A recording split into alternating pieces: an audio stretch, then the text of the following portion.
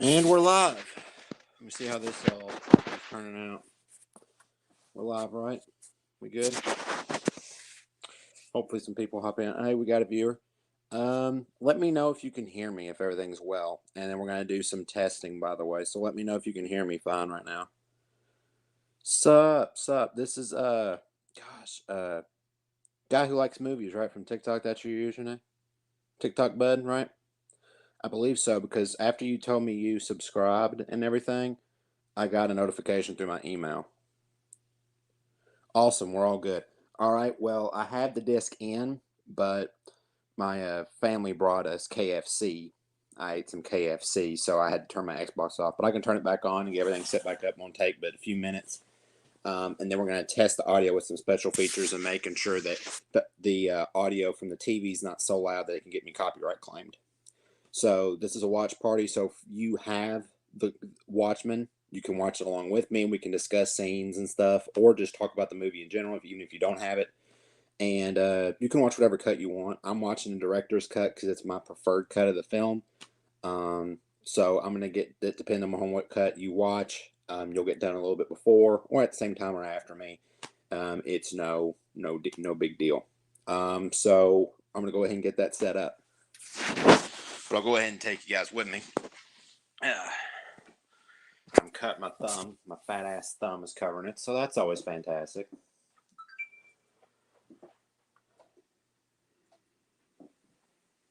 All right. Funny story about Watchmen. I bought the collector's edition here. I don't know if you guys know about the collector's edition that comes with the comic and like the motion comic, Blu-ray and stuff. It comes with hours of special features, 2 different cuts of the movie, the motion comic, and the actual comic. And it came out like a long time ago. I picked it up around a year ago through Amazon. It's like a third party, and it's kind of dinged up. But for $50, I couldn't say no to that. And how I'm watching the movie is I have a triple feature pack here, and I'm just watching the director's cut through that. If you guys are curious what I'm using to watch it, and I'm using my Xbox. So, but yeah, let's get everything started, and I'm going to make sure that everything's suited up nicely so I don't get copyright claimed. I was able to do a Deadly Class for those who know what Deadly Class is, the TV show. I did a watch party with that, and everything went smoothly. So, here's to hoping that it goes the same way. My TV's wanting to act like lost mine forever ago. Oh man, that's gotta suck, bro. I'm doing good. I ate some chicken, feeling stuffed. Had some KFC, and I'm more of a Popeyes guy myself. But man, the KFC hit well because at least the legs they weren't dry, so that was nice. That was really nice. Let me go to camp.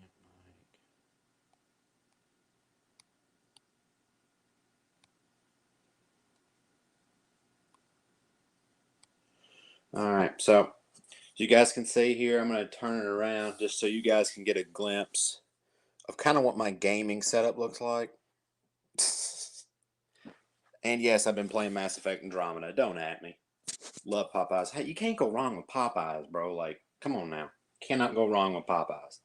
But anyway, I'm going to go ahead and start it up. I already have the disc inside.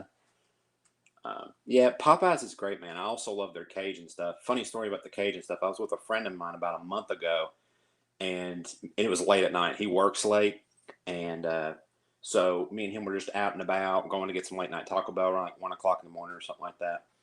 And he had just got off work an hour ago, and he has been somebody who hasn't really been explicitly exposed to COVID. I've been playing the Ezio collection. Yeah, I've been playing it a little bit too. It's been a while, but I have been playing it on and off as well, trying to get into it. I like Ezio as a character. I've been more of a guy who sits back and watch, whereas now, for the first time, I'm actually playing the Ezio games. So they're pretty good. They're pretty good. I've been playing Assassin's Creed 2. I've been enjoying that for how long a tenure of a game that's been around, and it's been good. So I can definitely tell that's a little too loud. That'll get me copyright claim. But luckily, it's just a trailer, so we're good.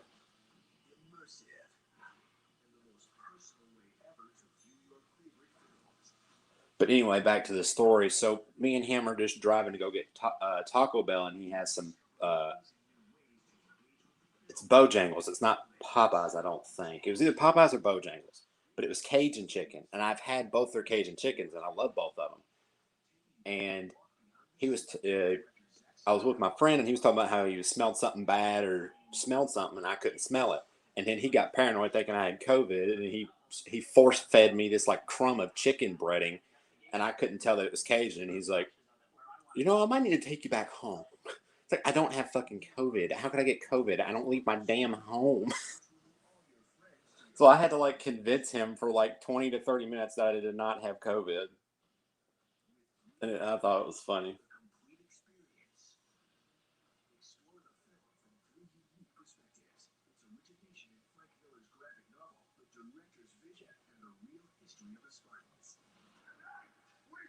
I was like, I gotta get this game. Yeah, yeah, I have the Mad Max game too, man. That's an underrated game for sure. I was able to buy it at a GameStop about a year or two ago for like $7 or less, like just real cheap at like Opry Mills. I think I bought it at Opry Mills one time when I was up there. I don't go to Opry Mills very frequently, but they had it on sale up there, and I picked that up. Mass Effect Andromeda, and just some of those games that were like $10 or less. They've been pretty good. Mass Effect Andromeda, I got some of the worst bugs last night when I first started it back up.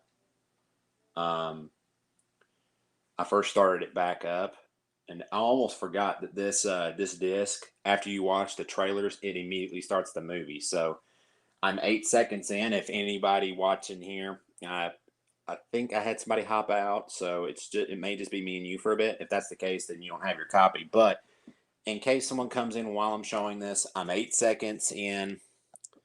This is the frame. This is the exact timing, director's cut, so you guys can be synced up with me when I click play. So I'll probably do like a 3 second count. I'll do a 3, 2, 1 play, and then I'll click play. And if somebody who hops in at any point, if they rewatch it, they can always watch along in the replay version of the live stream as well. So let's finally get this going. And the surprise portion that I mentioned on my TikTok, that comes later. God dangle some carrot to keep people interested. God dangle something, because I can't pretend that I'm more interesting than Snyder. Man, Snyder is an accomplished filmmaker for a reason, But yes, I have my. I got a GameStop for $10. Love the graphic, the gameplay so far. I'm gonna see if it's on it. All right, yeah, you can hop back on. I'm about to click play though, so depending upon how long you're gone, I may have already started. So. But yeah, you can hop off for a second. But yeah, for it's a great thrift pickup for sure. Definitely great pickup. It is on HBO Max. Oh, this Watchmen is on HBO Max. Okay, I mean, my time, I'm 8 seconds in. 8 seconds. So exactly at 8 seconds is. So here, I don't know why it's not wanting the camera to work. It's not letting me flip camera, and it's irritating the ever living hell out of me. But here's what it looks like 8 seconds in. So usually I'm able to flip camera, but for whatever reason tonight in the live stream, StreamYard's just like, we're not going to allow you to flip your camera tonight. But yeah, so if you want to get synced up there you go. And I'm about to click play. We'll do 3 second countdown. And then after I do this, I'm dependent upon certain things. I've been talking to people. I'll may or may not do certain announcements. If they fall apart, I'll just do it on my TikTok or Instagram or something like that. But if it works out all well, we'll have a surprise just chatting session and some announcements afterwards that involve me more personally. So anyway, let's get to what everyone came here for. I got it at 8. All right, awesome. You're ready when I am. Let's do it. I'm going to plug my iPad up because it loves to drain my battery when I do these types of streams. So I got to keep it plugged up like it's on life support.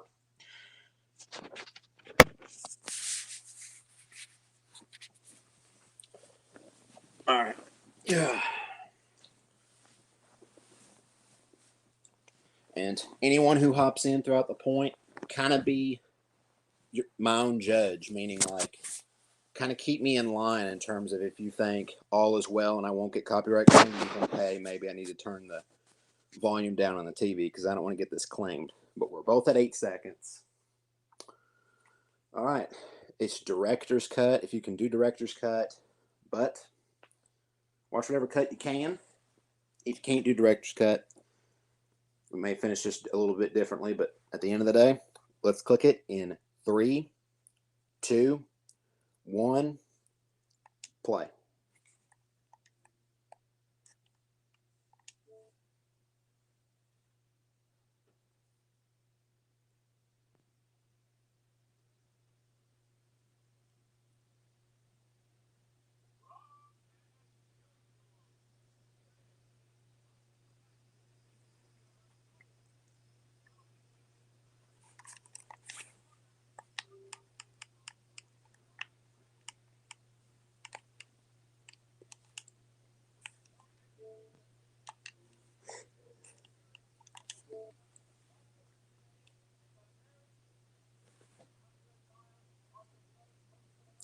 So how you been doing, man? I see we got our second viewer hop back in. For our second viewer, we've already started. We were at 8 seconds. We are at, if you want to get synced up, second viewer, if you have a copy, we're at 110. As I said it right now, 110.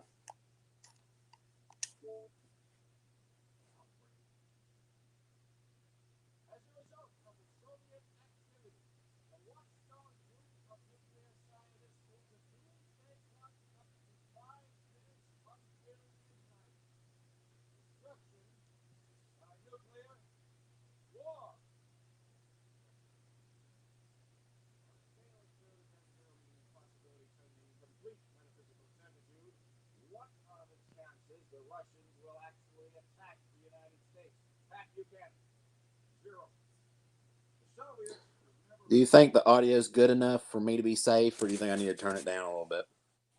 And I mean the audio on from my TV, because the audio from the TV can't be that loud.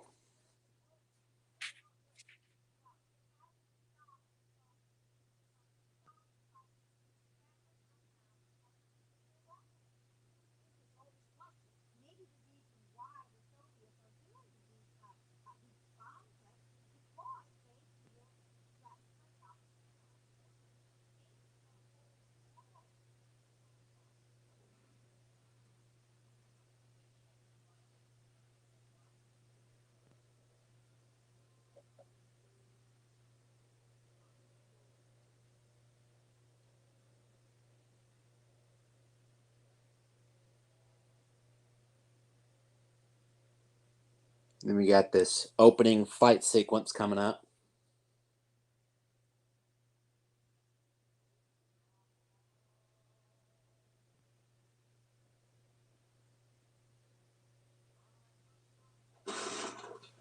Me.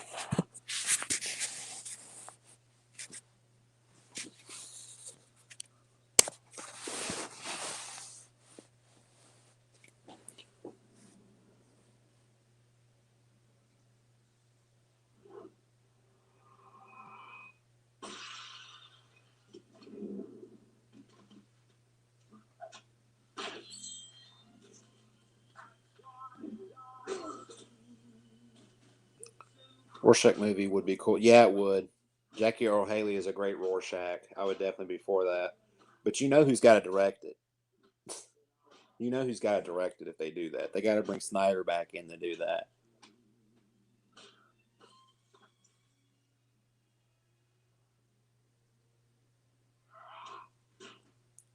And speaking of Snyder, have you seen the supposed like leaked storyboards for his Justice League 2 and 3? I've looked at them. Some of them, I don't know if I've seen all of them, but I've seen some of them.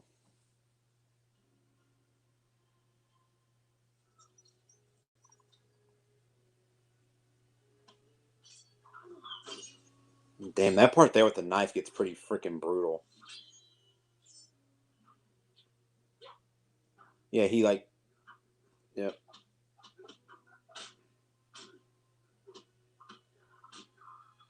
And you just get pinned, and then you just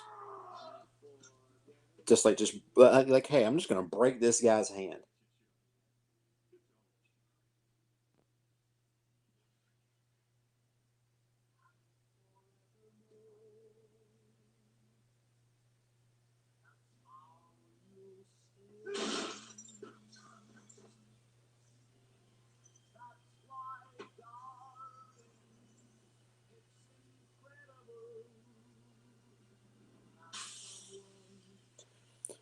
It's a funny story. I was almost late, by the way, because I uh, I might have to take a surprise intermission because I at one point had to use the bathroom. But I'm like, I at least want to start on time. If I have to do a surprise intermission, that'll be cool. You've not seen the storyboards. Well, what are you cool with me talking about? Because they revolve around like plot points. So, are you cool with me saying what I saw, or just do you want me to just to say what I think?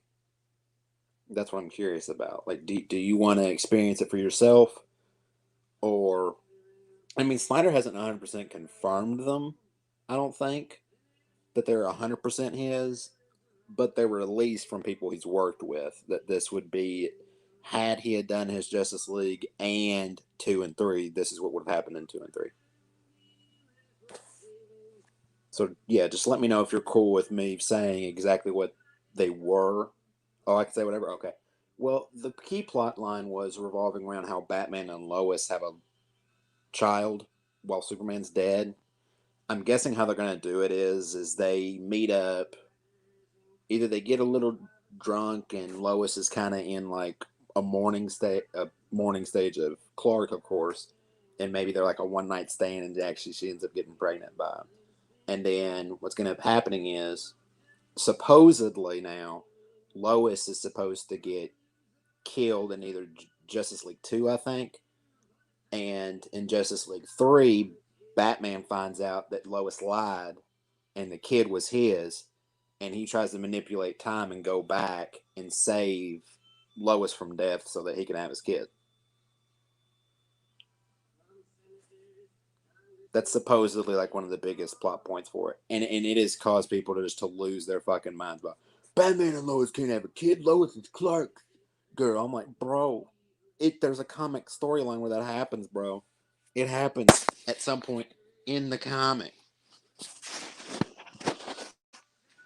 I gotta resituate my iPad. Like, I'm just not proud of how it's looking right now. I think it could look better.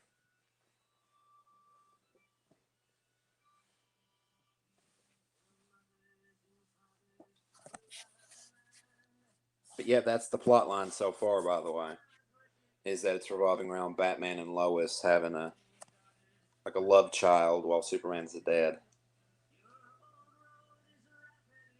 I still don't know if they're gonna pursue that or not, because if by a rare miracle, like the Snyder Cut, I know it's gonna get a decent amount of traction. Of course it will, because it's Zack Snyder and I'm a huge Snyder fan, just like, a good chunk of people are. I don't know if it's going to get quite enough push to make Warner like, hey, we'll give you your 2 other movies. Because they're hell bent on just copying what Marvel does. And there's nothing wrong if people like MCU movies. I like the MCU and DCU. I like both. But I like the DCU for what it is. I like that it's different.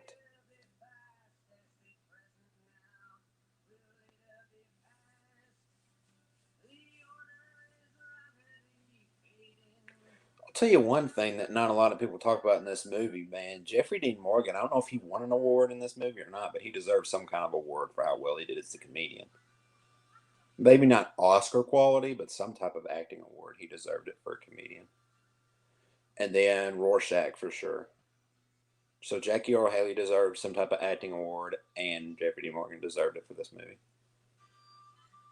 And plus, speaking of awards, did you see how Zack Snyder got his own like custom award from like a critics association? I'm trying to remember the exact abbreviation for it, but basically, it's some type of like integrity and perseverance award is what they gave him, because of what happened to his daughter and the fact that he kept powering through and still finished his film after so long and stuff. It, like like a critic organization gave him his own custom award for it. I don't know if you saw that or not.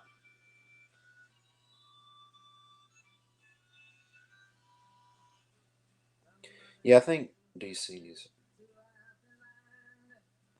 Yeah, yeah, exactly. Let me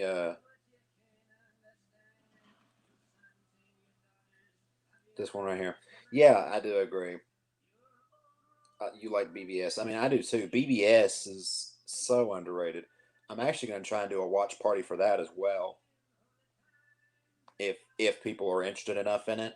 as it gets closer to the Snyder Cut, I'm gonna try and do Man of Steel as well, but I don't know if I'll be able to pull it off that well. But I'm at least gonna do BVS, and if people want, I can do 300 because this is also Zack Snyder's, like, he had his birthday recently as well. So I'm honoring both Zack Snyder, Watchmen because it had its anniversary, and the DCEU leading up to the Snyder Cut is what I'm going to do on here.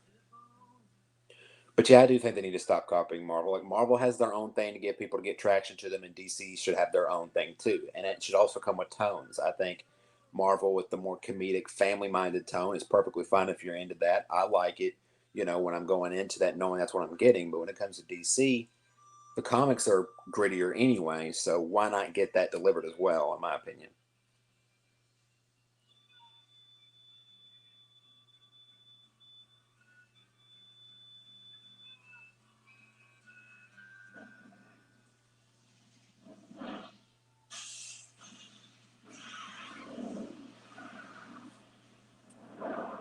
Yep. Yeah, he is. But not just Jeffrey Dean Morgan, bro. Jackie Earl Haley is Rorschach too.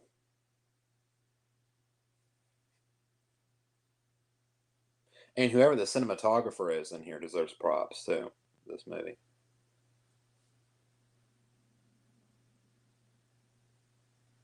So, in case anybody hops in and wondering where we're at right now, comedian has just been tossed to his death by.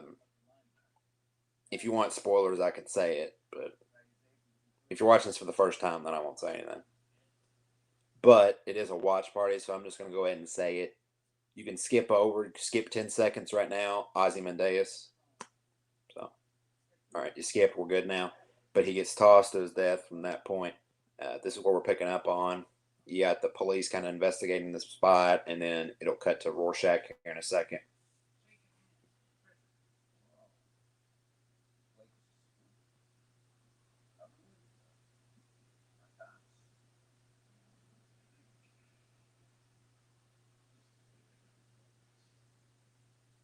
Bro, no kidding. I was actually about to start talking about that.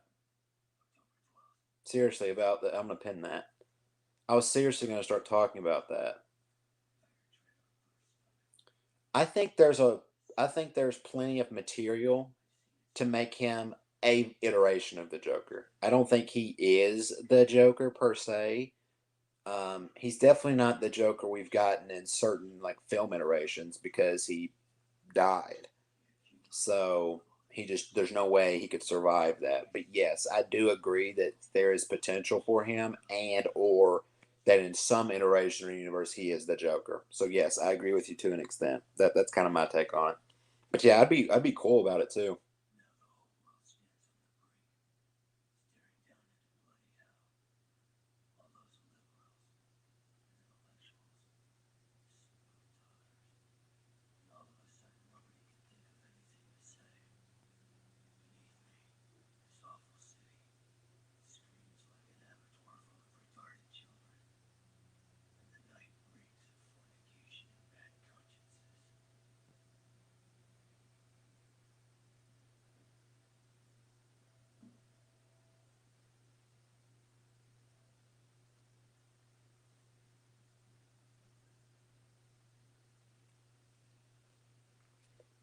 Do I watch UFC?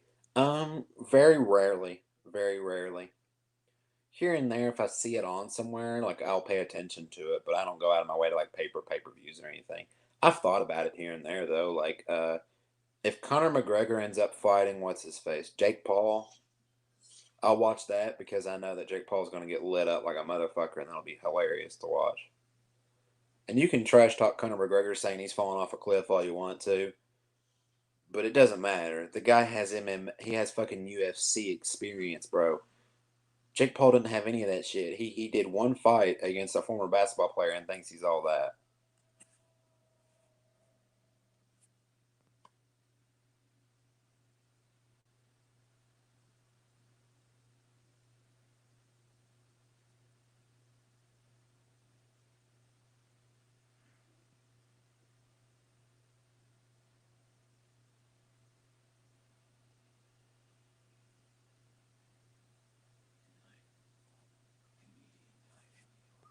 Yep, he would easily. Regardless of whether you think he's fallen off a cliff or not, he still has years and years of UFC experience to someone who has one fight. Granted, that one knockout was funny though. Nate Robinson did get clocked into like next year, but that's besides the point we're making here.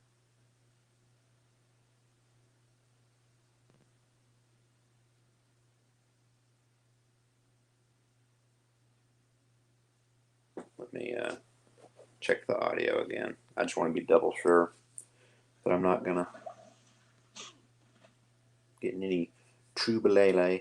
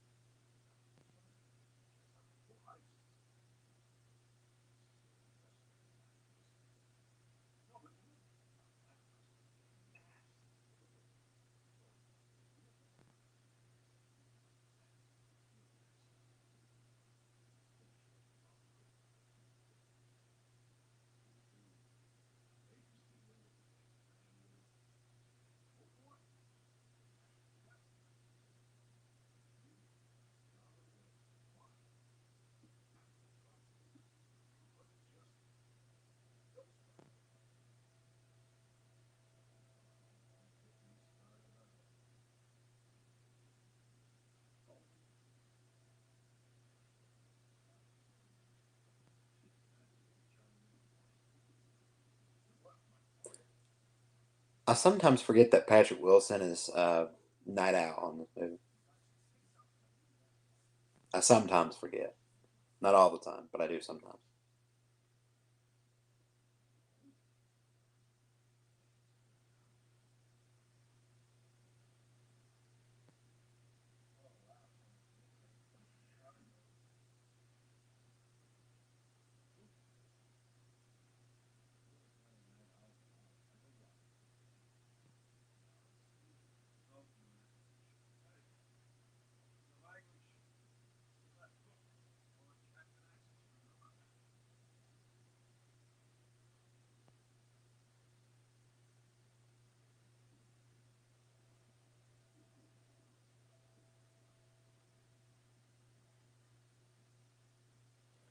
The reason why I know Patrick Wilson by name is I'm a big fan of the James Wan's horror films. So, and he's been heavily involved with those from Conjuring 1 and 2 and Insidious 1 and 2.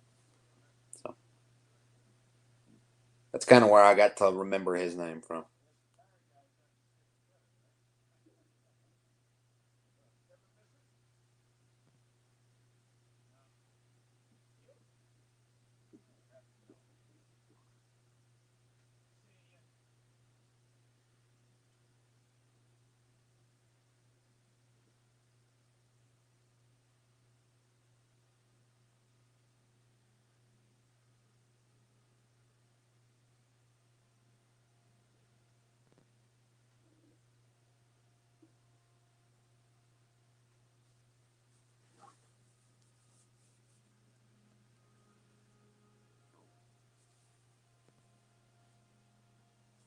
I'll tell you one thing. You can dislike this movie, but if you dislike the cinematography, there's something criminally wrong with you.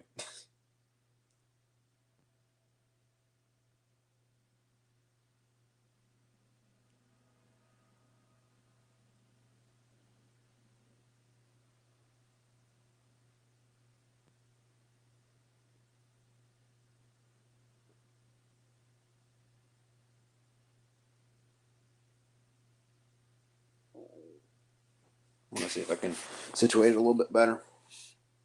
Don't at me. I know you can tell what shirt I'm wearing now. I didn't want to change my shirt before I did the stream.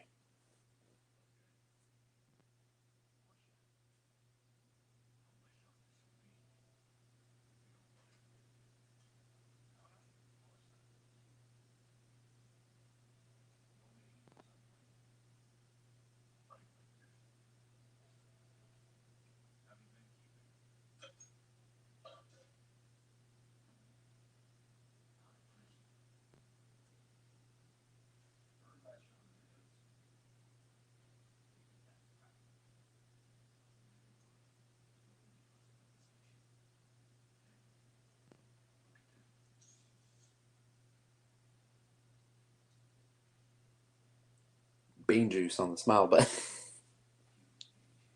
It's human.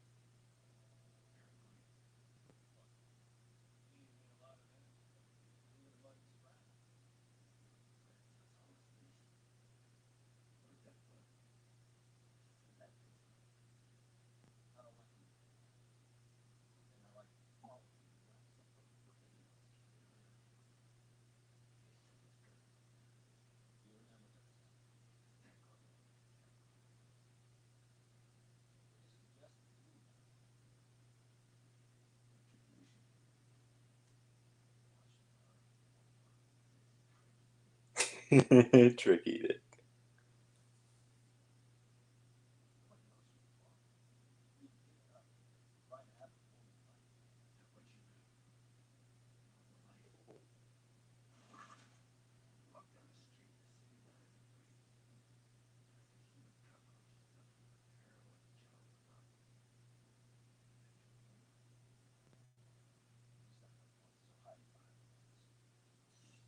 I love this line right here. Mm. He is hiding in plain sight, though.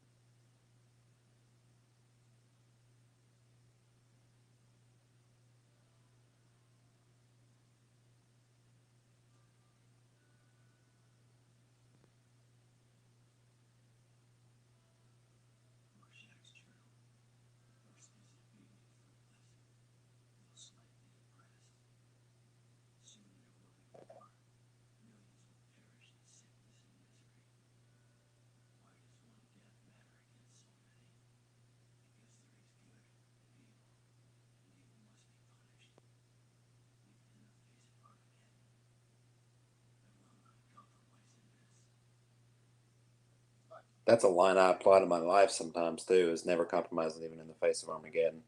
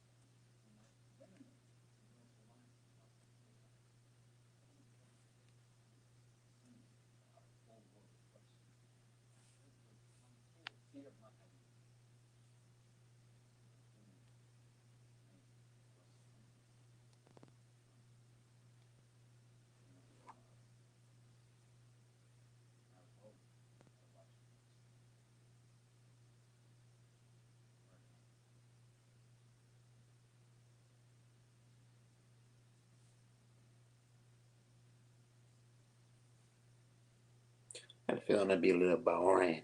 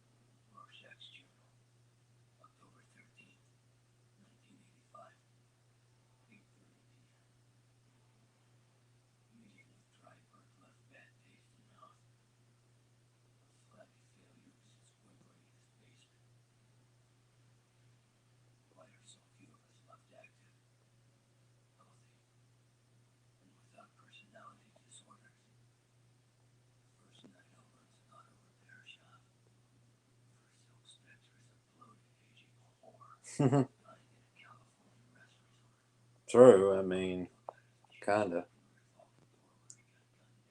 Yep. Recapping all the old Minutemen, including the first iteration of Silk Spectre.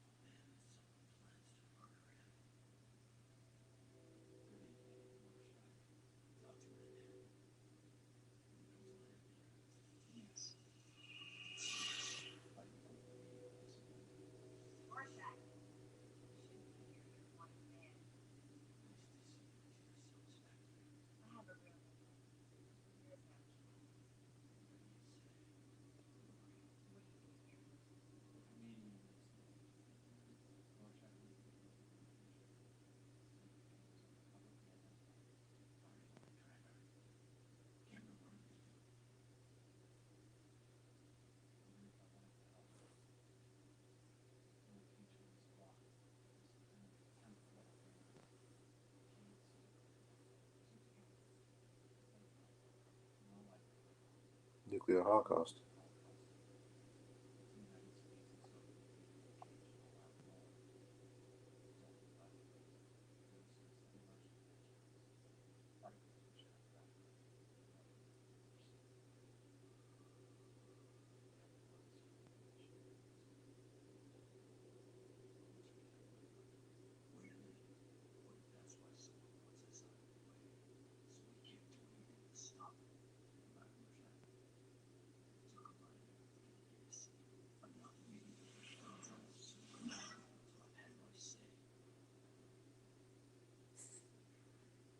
Just teleports about.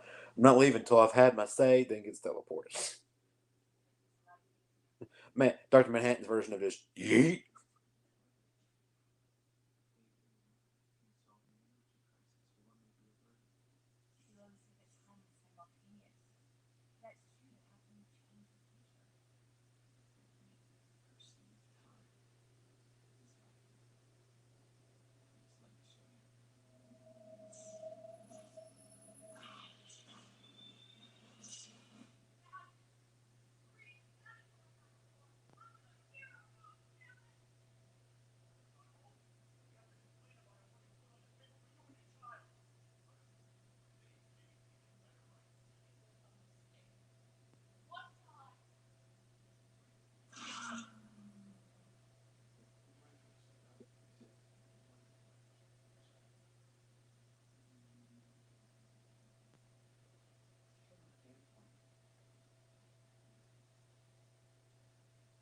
I just made a joke about how Dr. Manhattan pretty much yeeted Rorschach. I was saying how Dr. Manhattan's teleportation at times is almost like a yeet, you know?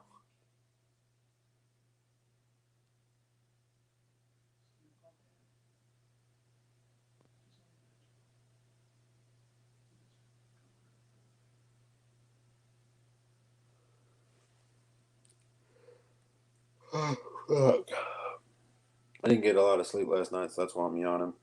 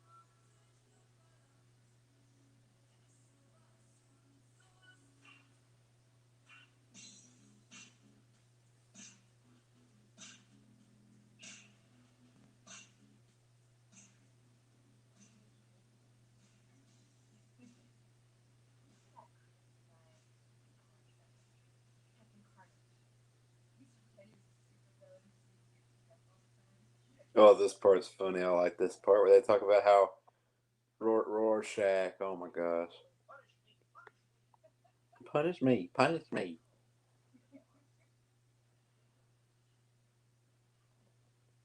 Rorschach dropped him down an elevator shaft.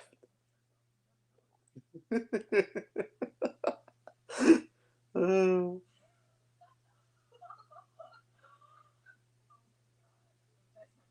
Actually, it is.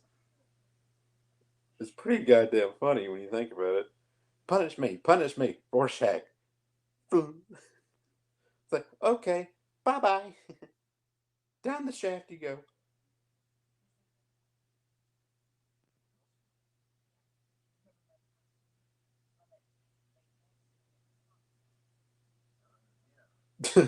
Yeah, that's the face of someone who thinks it's awful. Yeah.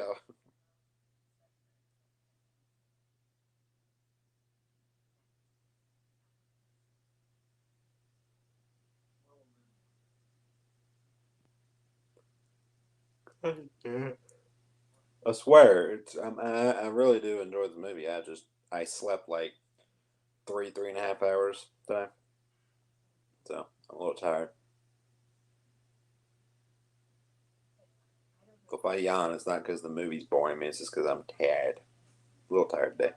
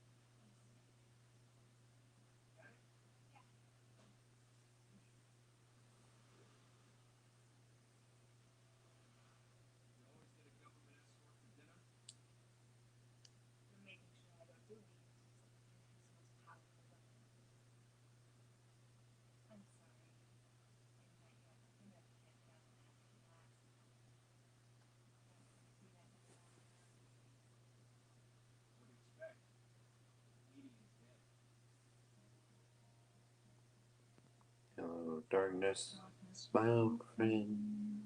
A song that's great, but I prefer the Disturbed version. But now it's just been used as a meme. Not the Disturbed version. I mean, has it been used as a meme? I know the original one has a lot.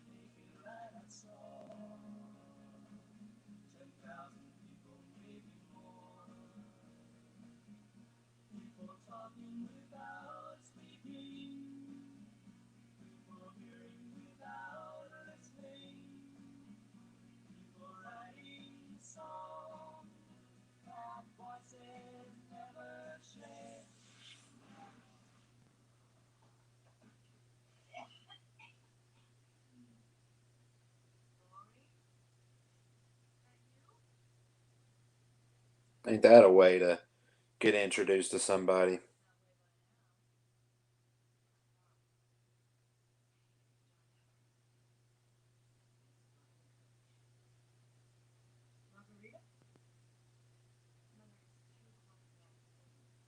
Well, it's 5 o'clock somewhere, ain't it? It's 5 o'clock somewhere. Like it's 2 o'clock in the afternoon. You should be drinking a margarita. Hey, it's 5 o'clock somewhere. That's one hell of a way to get acquainted with someone. Just get teleported. That's the way you make an entrance. Well, it's just them making their fifth appearance this week. Just run to the bathroom to go barf their guts up. Oh, this part I thought was funny. Oh my goodness. Lori's going off at her mother because someone gave her like a pornographic comic.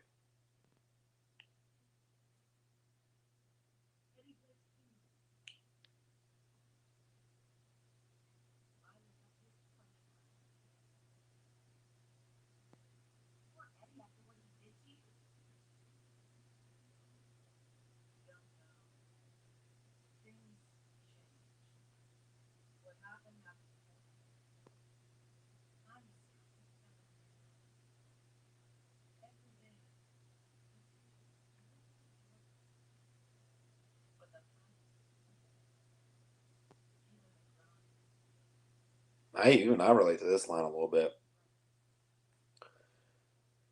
to an extent. There are past things I do not think that look brighter, but the future does look grim at times for sure. In IMO.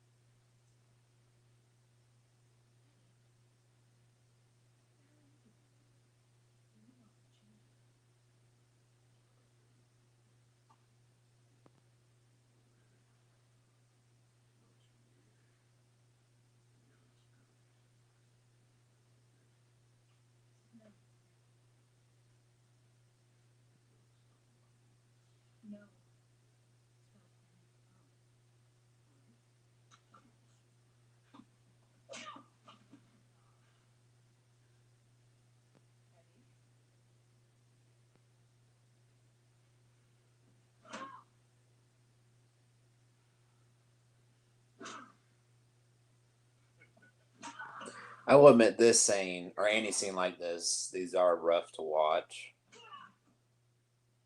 But if we're gonna go in terms of execution, yeah, I mean, obviously it's well executed.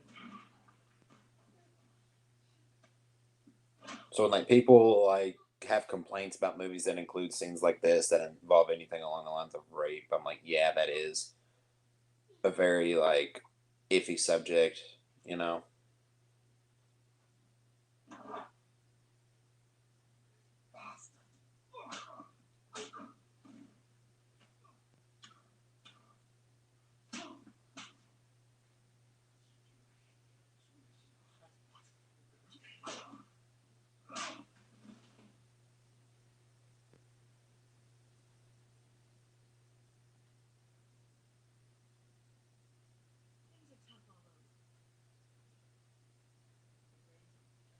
So just got done watching that pretty rough scene, the rape scene, you know. That's something I do agree with in film. You know, some people want to complain about rape scenes and how there's not a place for them. I both agree and disagree. I mean, I obviously agree how those are hard to watch, but when used the right way, I mean, it's a great way to distinct between, hey, this person has humanity and this person is a monstrosity.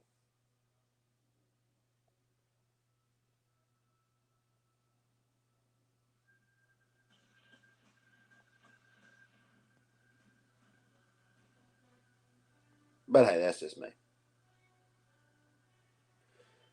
And now we have Manhattan and comedian over here at Vietnam just making all these Vietnam soldiers just implode. It was literally raining men. Well, maybe not fully on raining because their guys didn't go all the way up to the sky, but it was kind of raining men.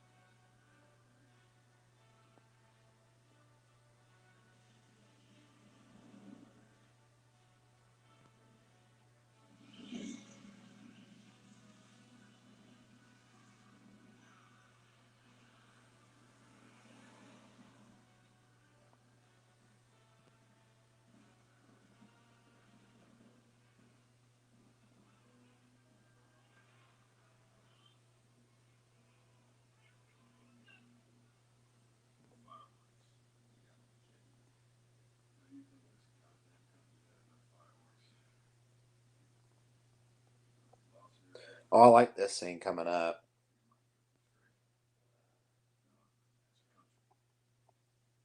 Where in his time in Vietnam, comedian knocks someone up in Vietnam and they approach him.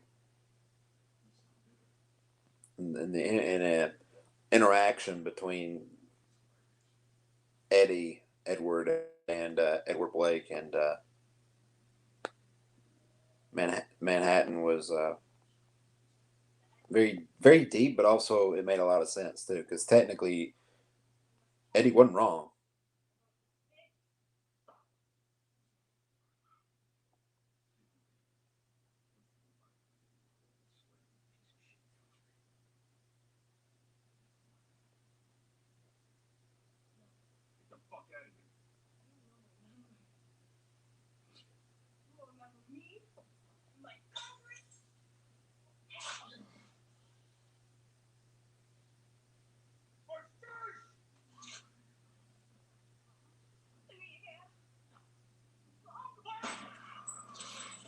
That right there is what he tells Doctor Manhattan in a second.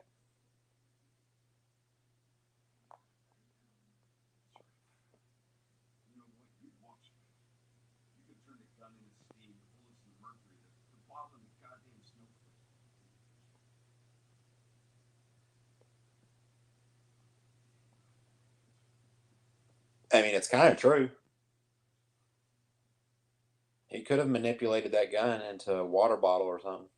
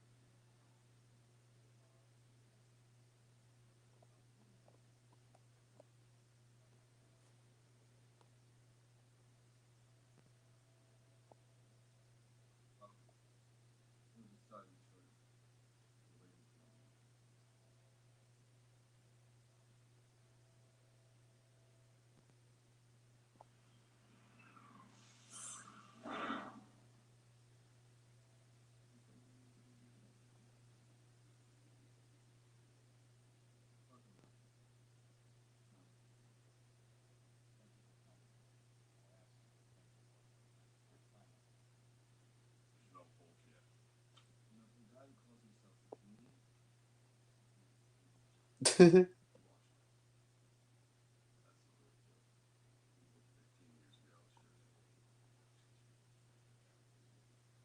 will tell you one thing: the comedian loves the usage of the word "joke" and thinking everything is a joke. So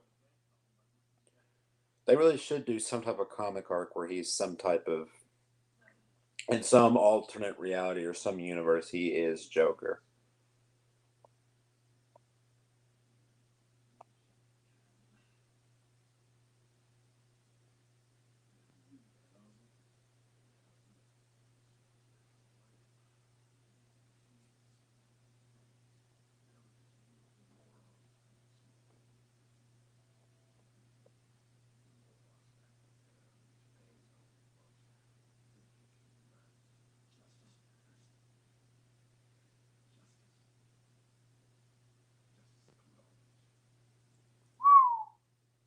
Hmm.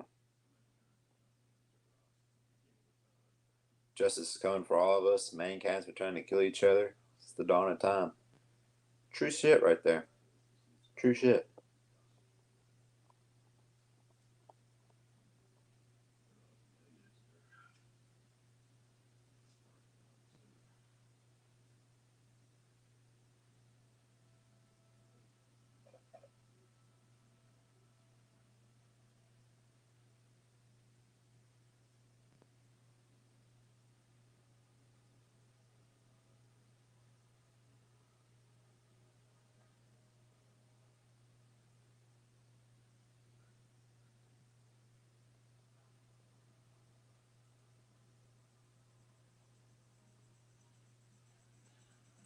Yes, we're coming probably up on, if not my favorite scene, at least my second favorite scene now. Damn.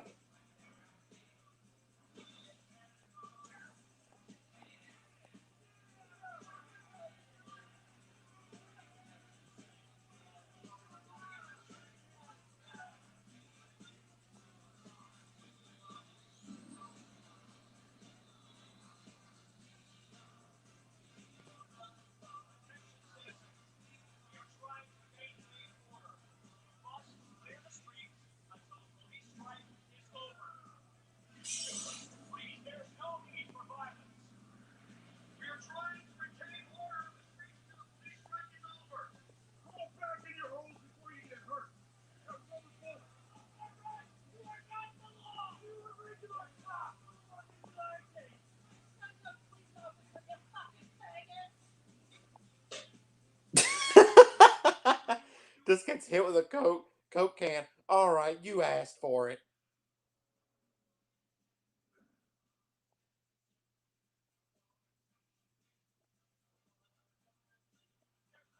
Am I the only one that laughs at that every time? Every time Eddie gets hit with the Coke can, am I the only one that laughs at that? I hope I'm not.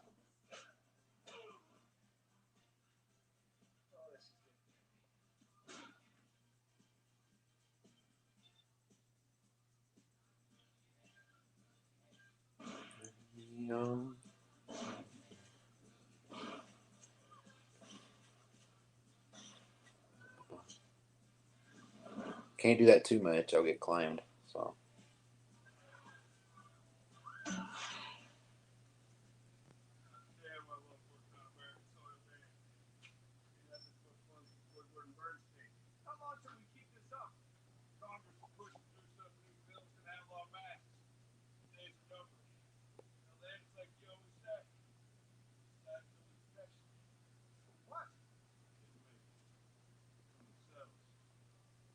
Society does need protection from itself.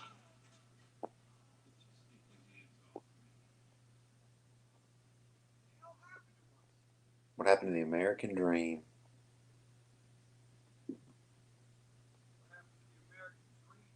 It came true. You're looking at it.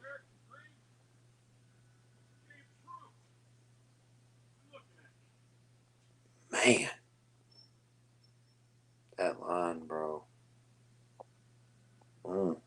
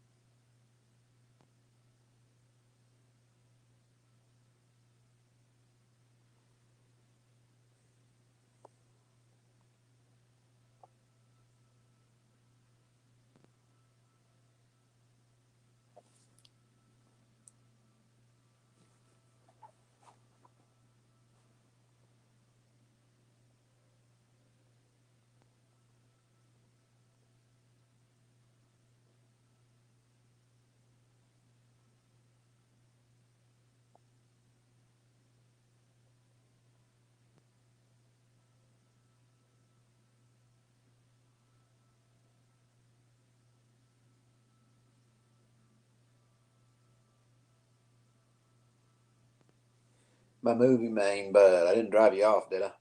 With my, sometimes I just get invested in the movie every time I watch it. I just get so like focused because of the visuals and like I know certain scenes are coming up, so I get really interested instead of like voicing commentary over.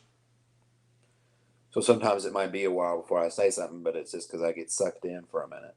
And I realize, wait, I'm supposed to be talking to people. I'm supposed to not make this just me just staring away, all like I'm cuckoo for Cocoa Puffs.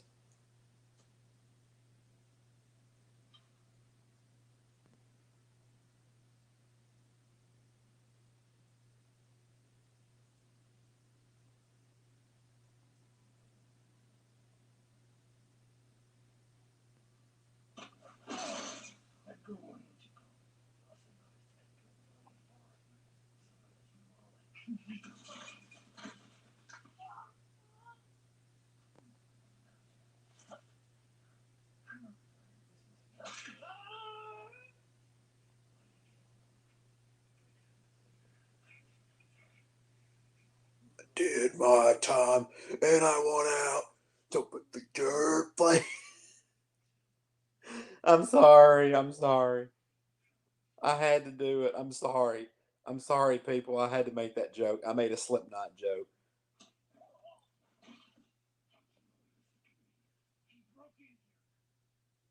He's like, I did my time. So here I am going, I did my time and I want out.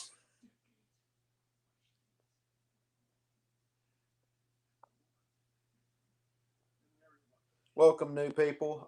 If you're curious where we're at so far in the film, I'm going to pull it up real quick.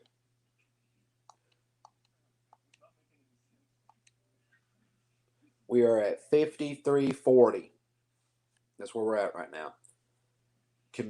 We're seeing a flashback of Edgar interacting with a comedian.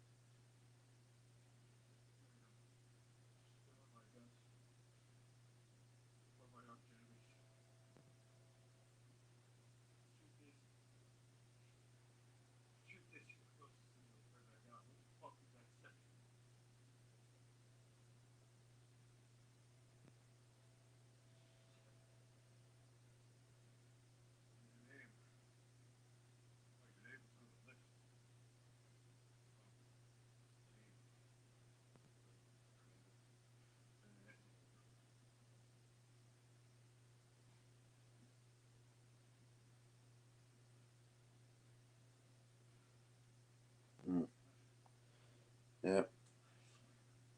I do like that little twist that there's a hint of humanity in him, you know. He's just done so much fucked up shit.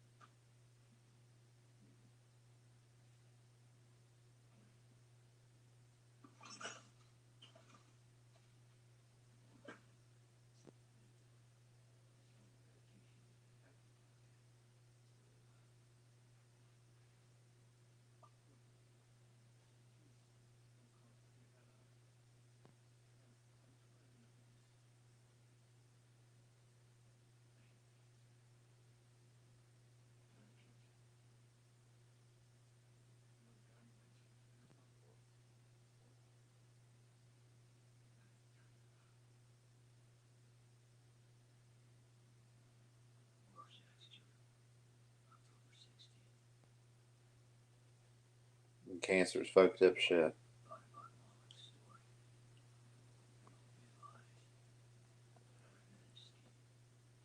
And my grandmother had breast cancer. Luckily, she was able to. She survived it, but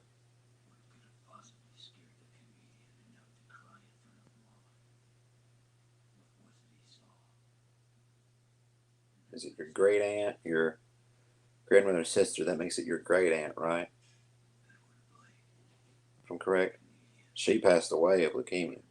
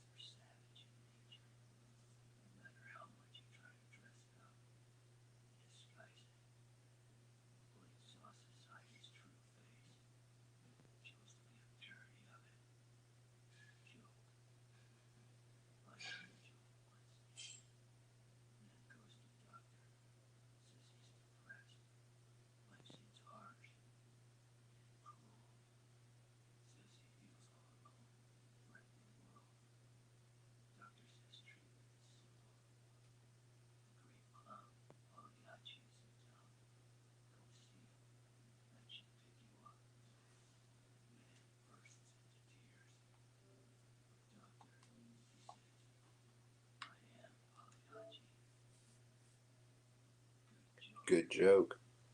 Everybody laugh. Roll credits.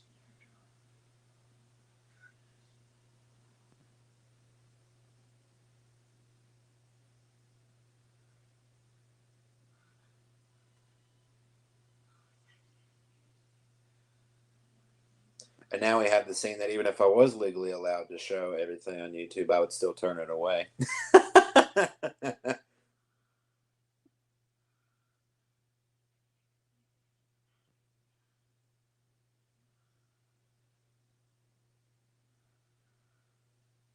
I bet it's probably like licking the back of a Nintendo Switch cartridge.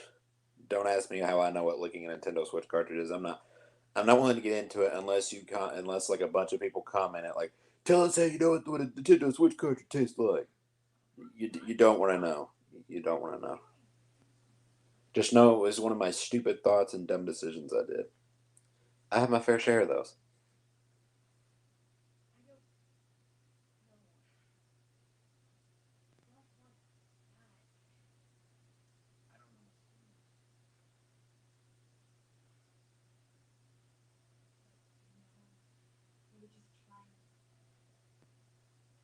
I think this is funny.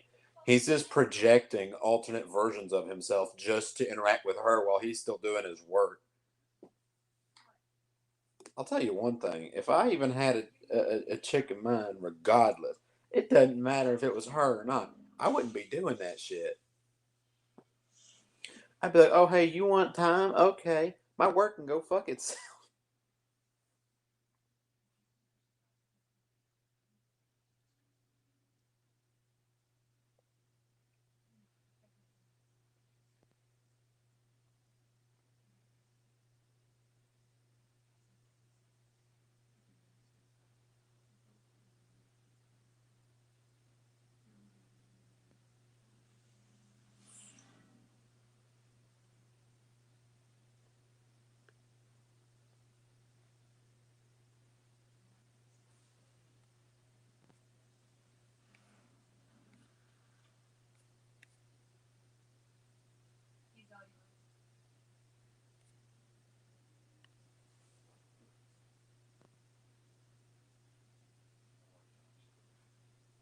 Anybody who hops in, you enjoy what you're watching, leave a like. It's much appreciated. Helps me out in the algorithm.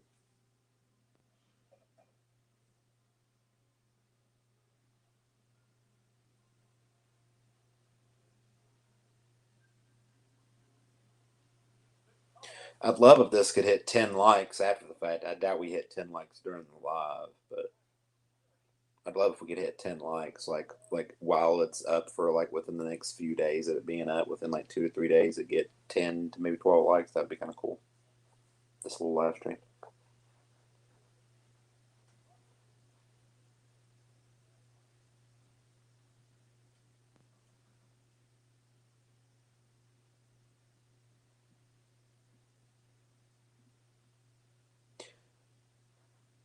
You know what was really cool about this? The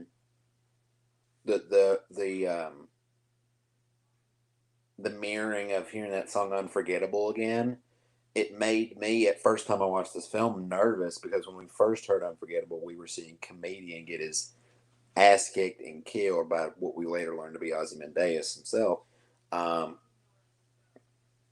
but here, it's actually used the way people typically would think that song is being meant because you have Lori and now Dan, interacting with each other. They're spending a little private time.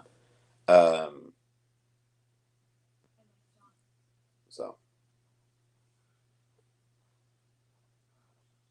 yeah, first time I watched this film, when I heard Unforgettable, I thought, oh shit, Dan's about to maybe get his ass kicked because that song was playing while the comedian was getting his ass kicked while Eddie was getting, beaten and then eventually thrown to his death. So it was a nice mirror there. To me, it built a little tension. Then it was kind of a misdirect, but also the song was used in a more correct context too, depending upon how you want to look at it about perspective.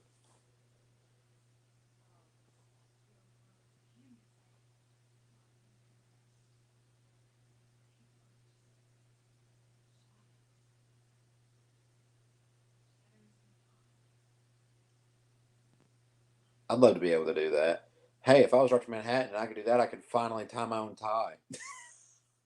That's something I still don't know how to do, man. I don't do it very well. Is tie my own tie. As you can tell, I'm a t-shirt wearing guy. I don't really dress up that much. So,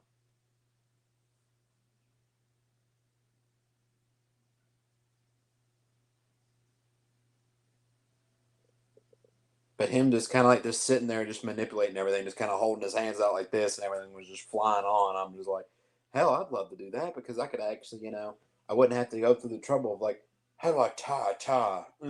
Google, how do I do that?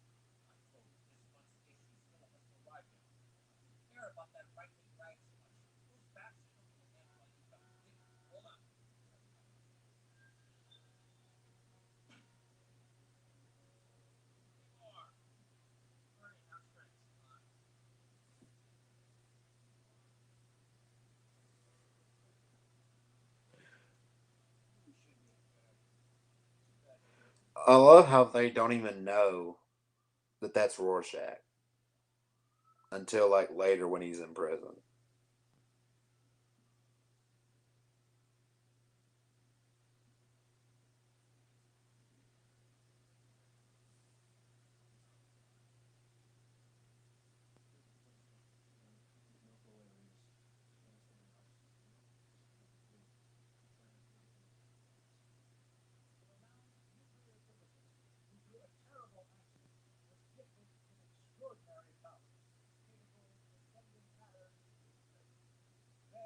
Sorry about that. You're all right. You're all right.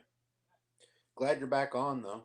Keep your phone plugged in, unless you're watching it on your phone. If you're watching it on HBO Max on your phone, then I get that. But keep your phone plugged up if you can.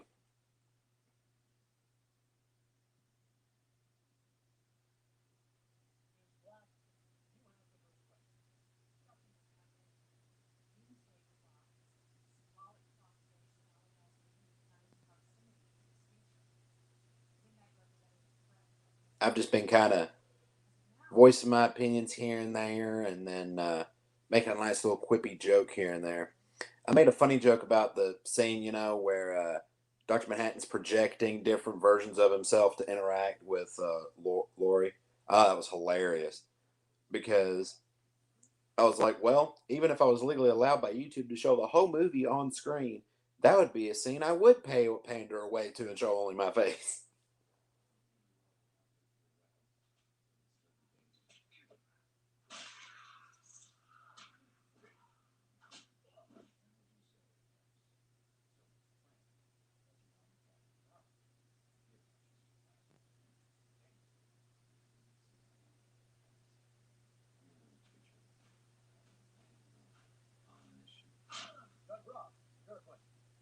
Then there's this one part, where Eddie goes to his like one of his worst enemies, okay, and he's just spilling his guts. Okay, well Rorschach and him are fighting before we see that flashback, and then he's like, "I did my time." I made a funny joke about Slipknot because for whatever reason it reminded me of that song Social." So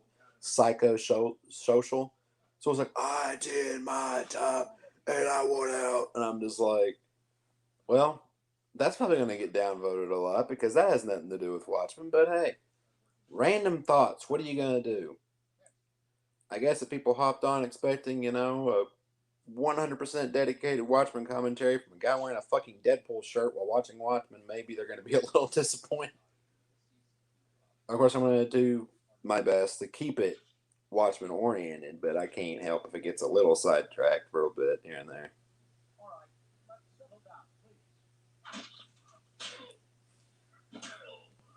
I know, right? It's hilarious in my opinion. Because he's like, he gets pinned to the ground. He's like, no, I did my time. It's like, I did my time.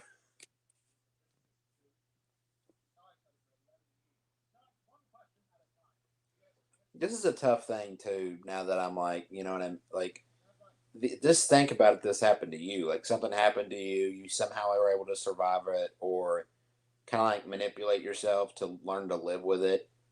But it comes at the cost of harming the people you know. Like, that would fuck you up.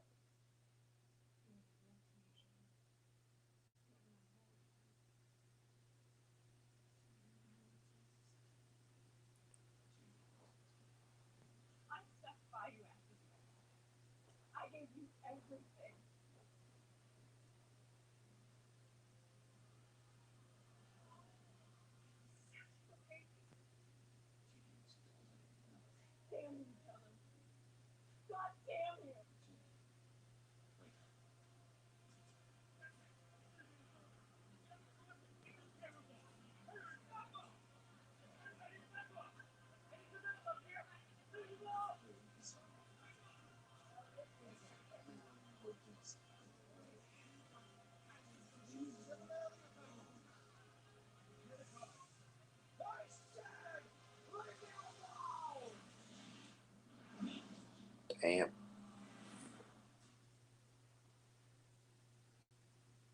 I can't blame him, though. When you make that kind of discovery and you learn that you're giving people cancer, But you want to theorize about it though? He's supposed to be able to see the future. So is there a theory where in actuality he may actually know he's doing it? He just says he doesn't. I don't think he knew he was doing it though, from my personal point. But people could make the argument like, wait, he's supposed to be able to see the future and outcomes and stuff. You know what I mean?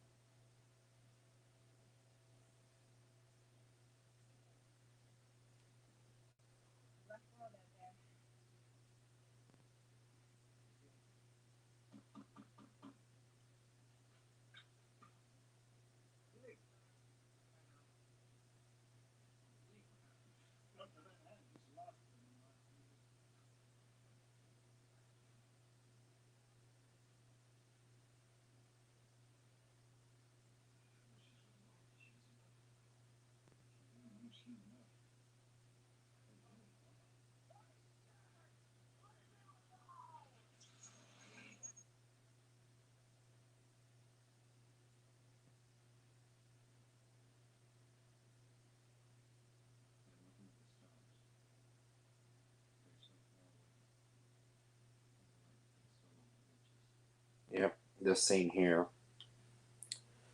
like Manhattan, just kind of just recapping on what he's lost and just all that. We are, and if you want to know the exact timing, everybody, if you want to watch along, sync it up. We are approaching 1 hour, 12 minutes in. I'm watching the director's cut. You can watch any cut you want, but I'm watching the director's cut.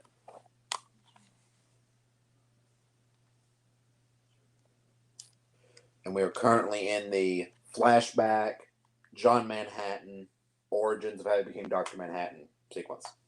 That's what sequence we're currently in right now.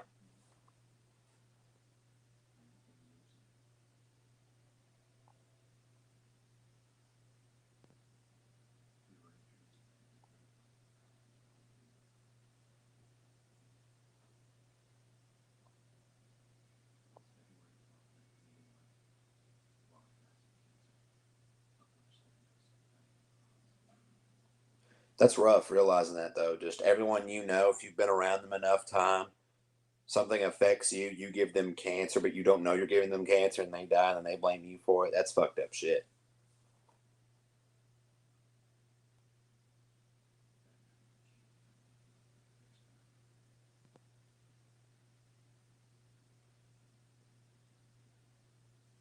Yeah, I mean, if you're going to give people cancer just from being around them, I think if you hook up, you're probably going to give them cancer. I don't know. Maybe it just a thought. I know he obviously didn't know I was making a joke. This was obviously before all of that, but I just thought it was funny to make that type of a comment.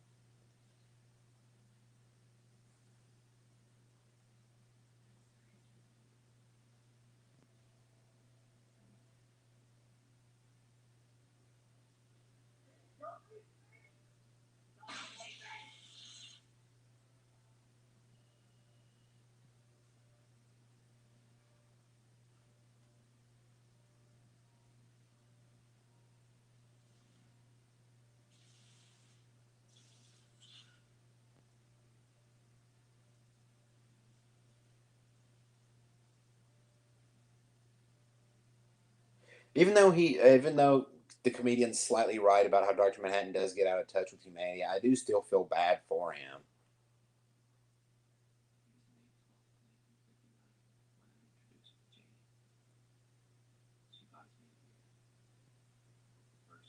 And let me explain why. Because he met, I believe Janie was the true love of his life. He just got caught up in the superhero gig with Lori, and it turned into a fling type of like, not friends with benefits thing, but kind of like, that thing where you just hook up a little bit, and then obviously the one you've been with forever finds out, and that obviously destroys the relationship. That happened. And I'm not saying Manhattan was in the right to have that affair, but he had it nonetheless. We all fuck up and make mistakes. Not saying consequences don't happen because of them.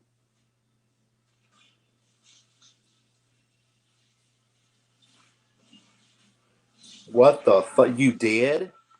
You're kidding. Now I need to go. I didn't know you did that.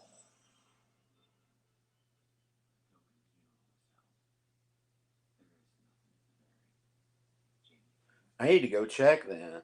I had no idea that happened. When did that happen? Oh, so now we're seeing the part of Manhattan reorganizing himself from skeleton to full body.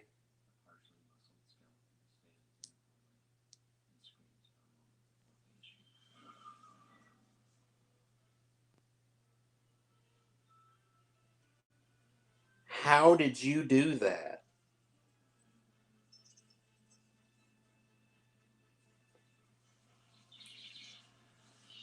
How'd you? Why? How? How did that happen? I do wish there was one thing though. I understand how Dr. Manhattan doesn't necessarily feel the need for clothes because he has glowing skin, but can he please, just for fuck's sake, at least wear a Speedo? Like, I don't want to have to look at glowing blue penis.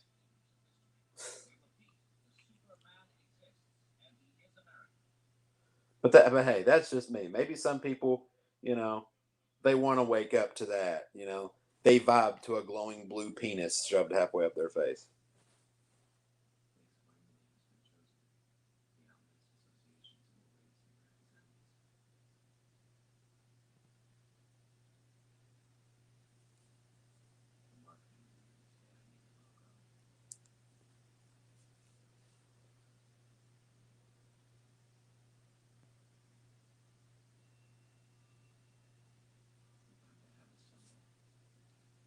Right, right. Like, who in their right mind wakes up going, you know what I want to see in a movie today? Glowing blue penis. Glowing blue penis. No, I haven't yet. I've always had the meaning to though. I've always had the meaning to want to go watch it.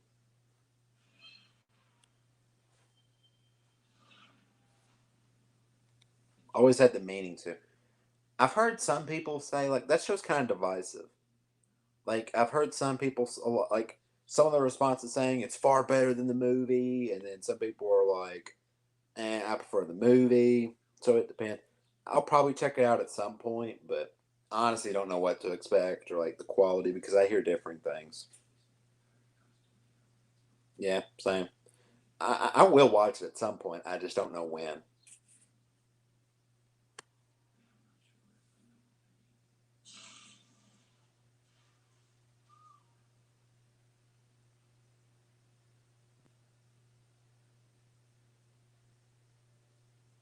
Now that's fucked up right there.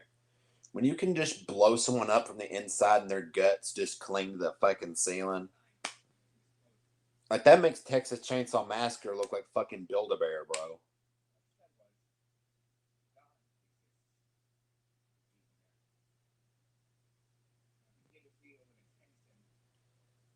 I mean, that's how I feel about it. If you can make someone's guts and their intestines hang from the ceiling and clang like stalactites in a cave,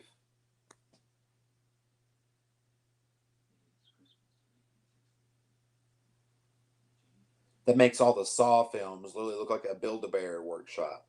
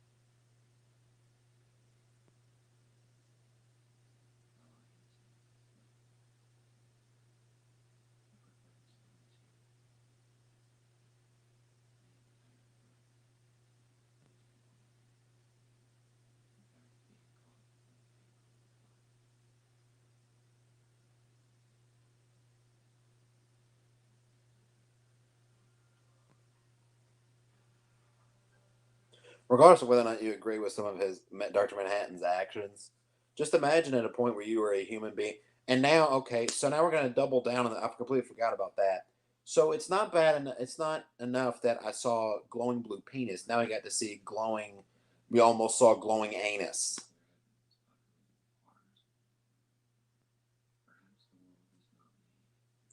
Yeah, I've seen Mad Max Fury Road. I really like it too. I had to watch it actually for my intro to film class in college. I had to watch it for that. Every week when I had my intro to film class in my first semester of college, we would have a film we would have to watch every week, and then we would do our opinion on it, what we thought about the film. We would talk about the movie, and then we would do a chapter over like certain something in film that that film used. So yeah, I've seen Mad Max Fury Road. I really enjoy it. One of Tom Hardy's probably better roles.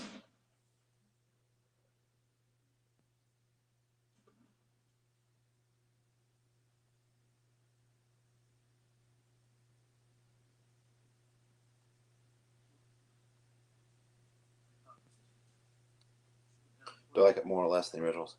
Uh, Good question. Bad answer I'm about to say though is I've only seen Fury Road, so I wouldn't know.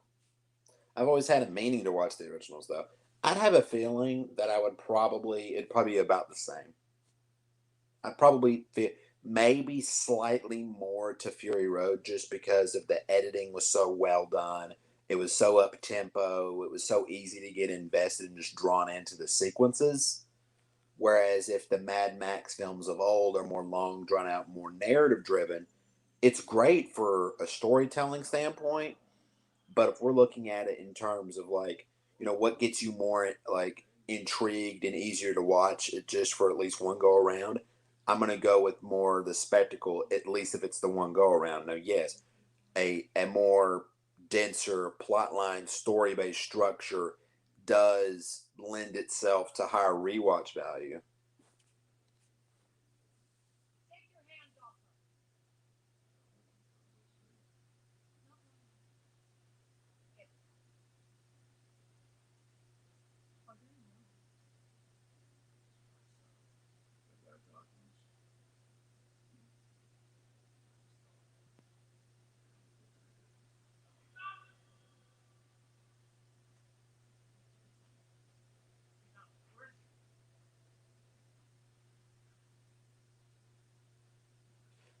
That is another thing that kind of hits you hard like a freight train too, is you find out the reveal about comedian and Lori. I watched the film before I read the comics,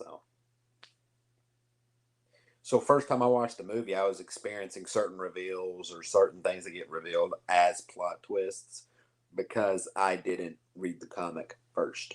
Then I read the comic after watching the movie, and now like I can kind of, you know what I mean, I can kind of pick up on things here and there because I bought the comic through buying the collector's edition of Watchmen. Do I like Spawn at all? Um, I don't know much about Spawn. I haven't really. I'm intrigued enough to give it a shot. I'm intrigued enough to give it a shot because I've heard things about it that make me a little intrigued. I'm interested in checking out the movie just to see my what my opinion would be on it, and from the comic standpoint, maybe, maybe. I'm not much of a comic guy. It takes a lot to get me into comics. I'm definitely more of a comic guy than a book guy. It takes even more for me to get into a book. The comics I get into, I can read the Watchmen comic. I can read certain DC comics. I'll read those, and I'll read Deadly Class. That's about the extent of my comics, and maybe Saga.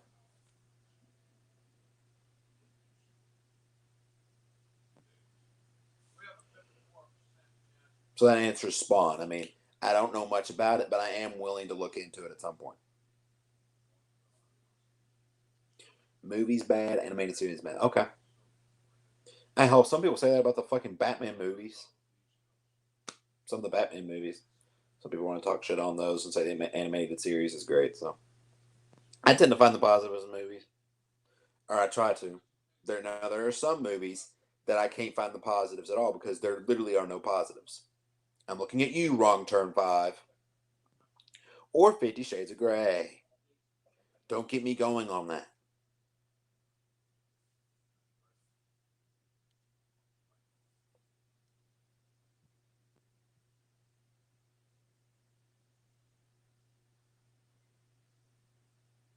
Saw 5 is up there, but not quite. It's not quite a top two worst film of all time for me. It's probably high up on my worst film of all time list though. Saw 5, but Wrong Turn 5 is definitely the worst movie I've ever seen, and in a close second is 50 Shades of Grey.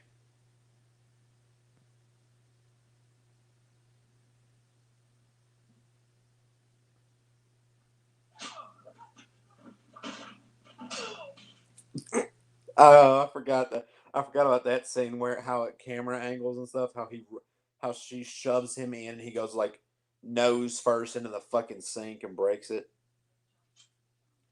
Pulley, what's going on, man? What's going on?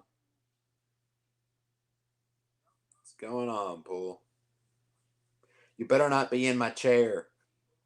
If you're curious what's going on, uh, movie boy from TikTok. This is a friend of mine I met through Twitter through a long time ago, and me and him have an inside joke that I'm Xavier from the X-Men movies because me and Patrick Stewart share the same name, same last name.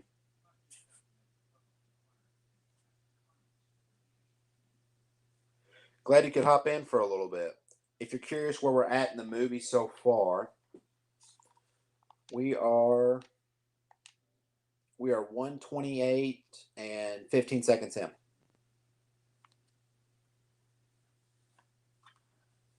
In case you wanted to sync up.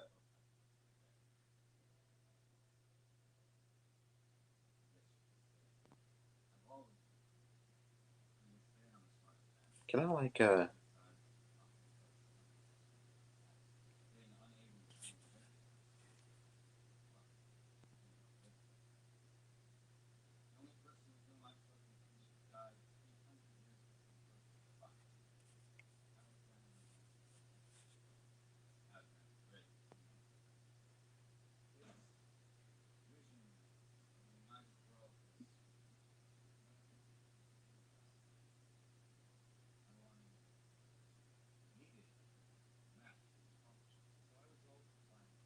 by the way, I believe I was talking.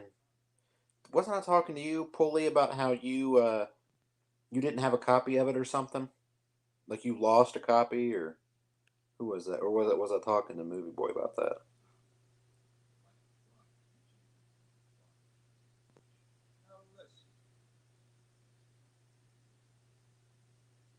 Okay, I was talking to Movie Boy. My bad. You were watching last night. Okay. What am I looking forward to most in the Snyder Cut? Okay. What I'm looking forward to most is getting that tone back. That's what I'm looking forward to. Because what the Justice League did is it fucked up my Batman. When Batman's laying after the fight and Superman just flies off and Batman's just laying there and he goes, "Yep, something's bleeding." You wanna know what was bleeding? My ears from having to hear that line. And then when Flash goes, "What are your powers?" Batman looks at him and goes, "I'm rich."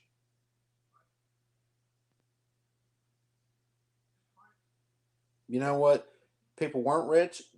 The people who came up with, "Hey, that's a good decision to put in the movie," they're a little poor on logic on that one. Then again, if you like those lines, have at it. Good for you. I didn't. They fucked up what was good about Ben Affleck's Batman in that movie. So I guess the best thing is we're getting back to that grittier Dark Knight Returns Ben Affleck Batman that was so good in BVS. We're going to get more of that in the Snyder Cut.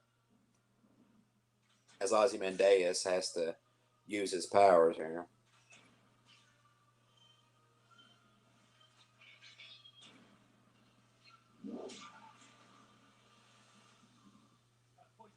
That's Joss Whedon. Yeah, it is.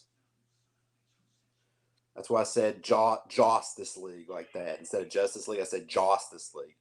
So that's why I'm glad about getting back to the Snyder version of Batman. So I guess I guess that's what I'm looking forward most to. I'm also intrigued to see what they do with Jared Leto. How long he's in there. It's probably just one 4 or 5 minute sequence, but I'm interested to see what they do with that. Uh, and if there's any surprise cameos that he hasn't shown yet, maybe a Green Lantern or a Martian Manhunter.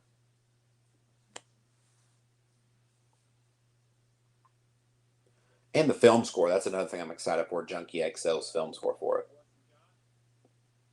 Because he released one, I think it's called The Crew at Something. The Crew at Something. And it's on YouTube that Junkie released. You should do a Madden Rebuild series on YouTube if you haven't.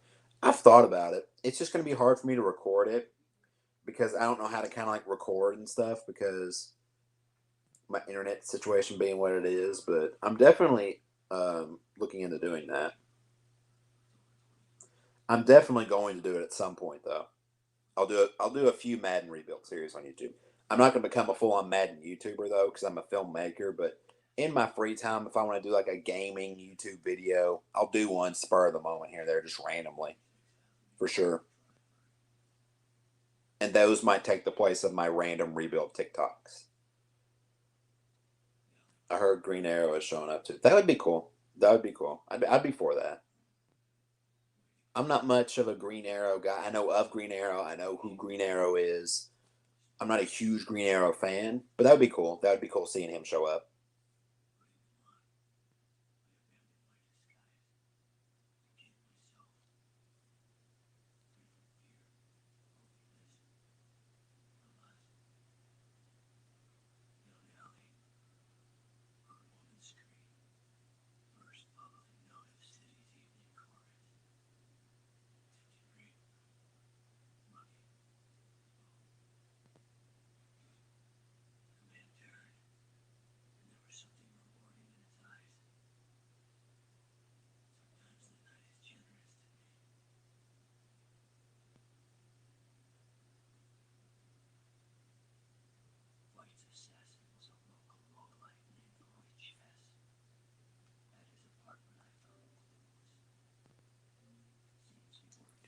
We're about halfway through. 130, 134. Another time update. Surely there's got to be a way, though, I can pull up some type of like widget where it's a timer somewhere.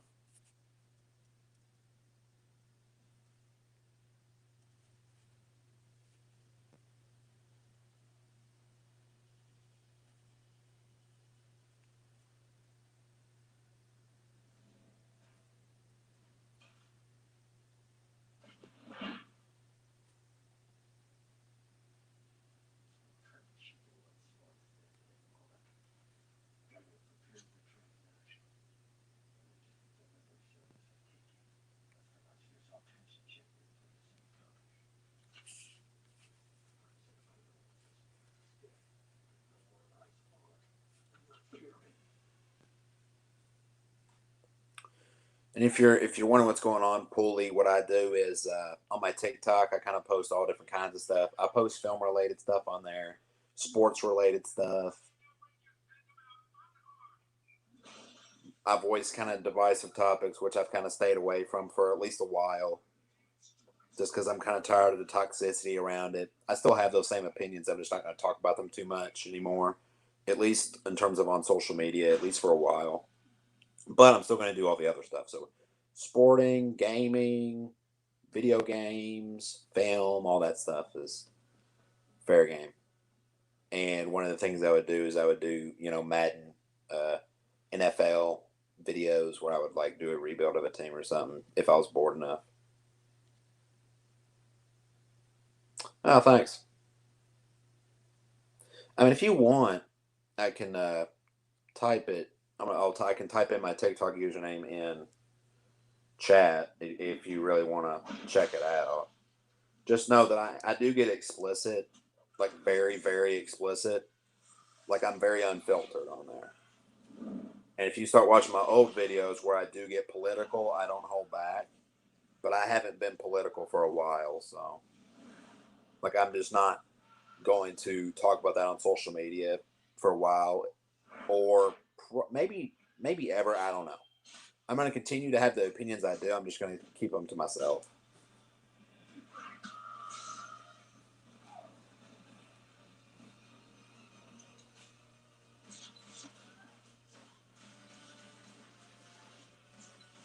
And meanwhile, I'm talking in the middle of this badass Rorschach action sequence while he's trying to evade the feds.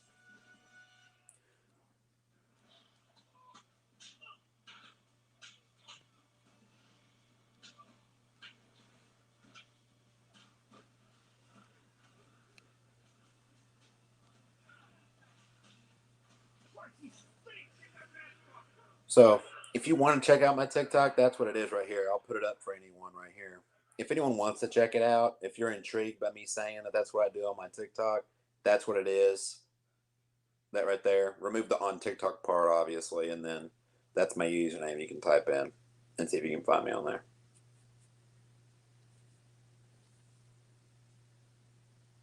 I am in the hamster cult, if you know what the hamster cult is. You don't have TikTok yet. Yeah, they love to create drama. It's about differences of opinions, man. And regardless of what people say about whether or not I embrace different opinions, I do, as long as you treat me with respect. So if you say I disagree with you, but you be you, I'll treat you the same way. I'll be like, hey, you do you. I disagree with you. Go your way. I go mine. Best of luck to you. Good day. That's kind of how I am. And we live in a world where we think it's justified that if you disagree with someone, you like send them a damn death threat. And I'm just like, that's not okay. That's not okay.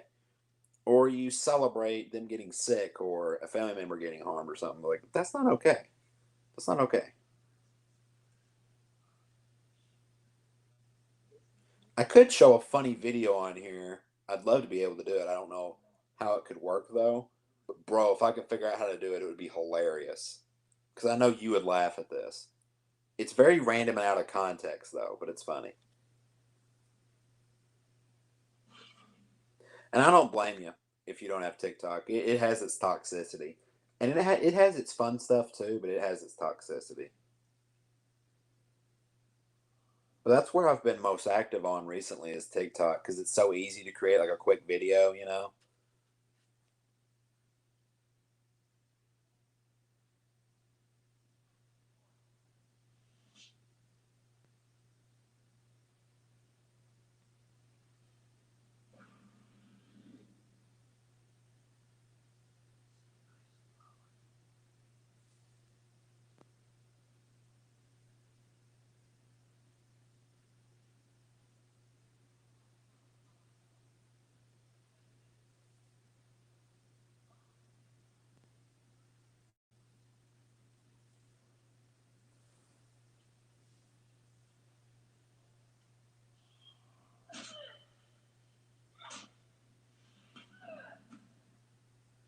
Now Rorschach, he did have a fucked up life growing up, man. God damn.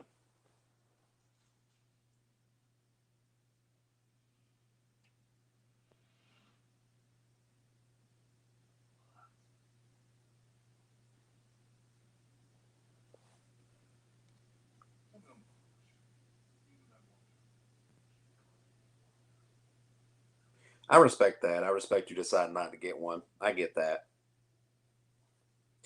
The creepy TikToks. Creepy. I wouldn't go that far. The only thing creepy is it's something more. I call it more disturbing than creepy.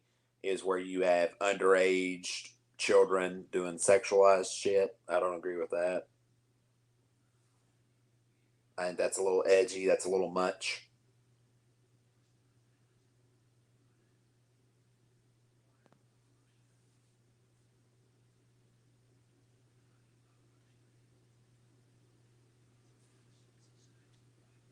Like you have girls that are under the age of 18 doing like WAP and busset dances and stuff. So that is that can get pretty edgy, but it does have its positives though, and its fun stuff, of course. But It doesn't come without its issues as well.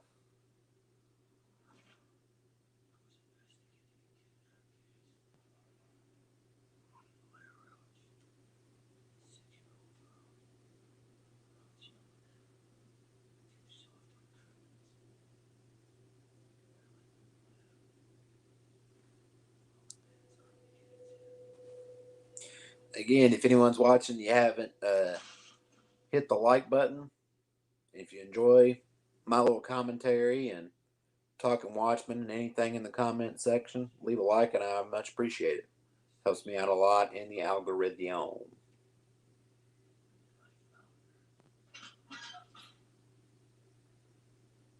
I'd love to be able to get to 10 likes at some point. Most likely it's not going to happen during this live, but I'd love to hit it at some point. Like within the next few days, like within a few days of it being up, I'd love for it to hit 10 likes.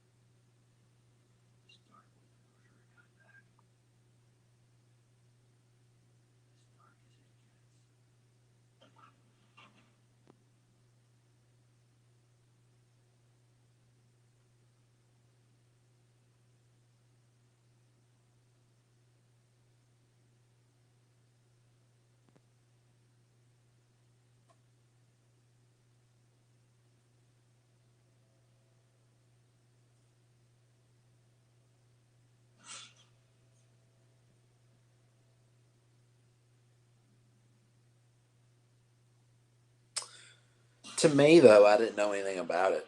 And plus, I was 8 or 9 when it came out. So it's definitely a movie that probably an 8 or 9 year old doesn't go to see.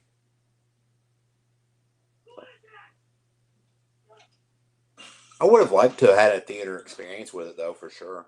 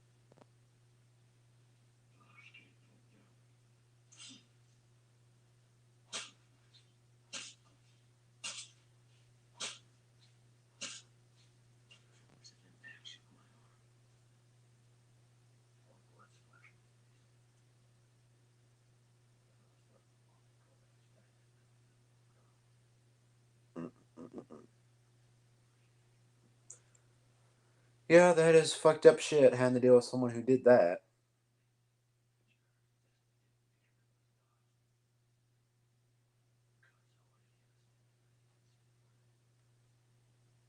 Yeah, it was very dark. Darker and gorier than I remember. A lot darker and gorier than I remember. And Pulley, by the way, If you want to stick around till the end, I'm going to do a just chatting session, and I may be able to have a little surprise depending upon what happens. And it's going to be more related to me versus Zack Snyder and Watchmen. If you want to stay on after the movie's done, so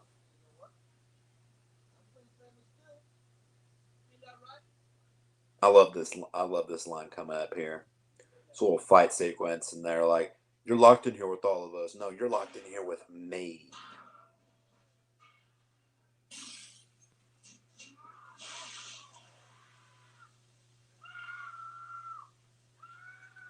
I probably will. All right, sounds good, man. Sounds good. You're locked in here with me.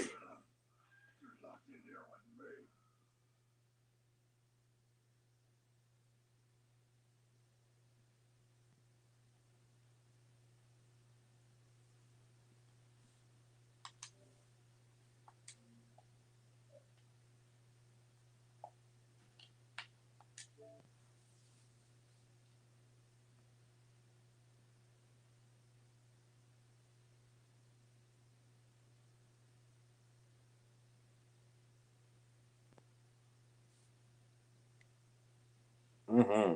Oh, I love me some Rorschach. You ain't kidding. You'll like he's called T-Bone 1421 on here, but I call him Movie Boy because on TikTok his username is just a guy who likes movies, and then his above name is Movie Boy, and me and him are kind of TikTok friends. So that's why I call him Move. That's why I call the other guy that's in chat Movie Boy. You'd like him too because he's talking about how we talked about for a minute how he would want a Rorschach film, and I mentioned, well, if you're gonna do a Rorschach movie, you got to bring in Snyder. He's got to be the director, and you got to get in hardcore Watchmen fans to be the writers. I don't know if I would go on for a full feature length film. I'd rather want maybe like a 2 or 3 part miniseries of like the origins of Rorschach. You know, that's what I would kind of be more into. Or maybe if I had an idea to tackle it, maybe that's what I would do. I would tackle it from the origin perspective and getting like a maybe like 5 to 6 episodes, a chunk of it covering when he's young, a chunk of it when he's becoming Rorschach, a chunk of it while, and then maybe like the last mini part be after. So it's kind of like a little like mini chapter, mini series type thing is what I would do probably if I like was somehow like doing it. That's what I would like to do. See a Rorschach journey like that.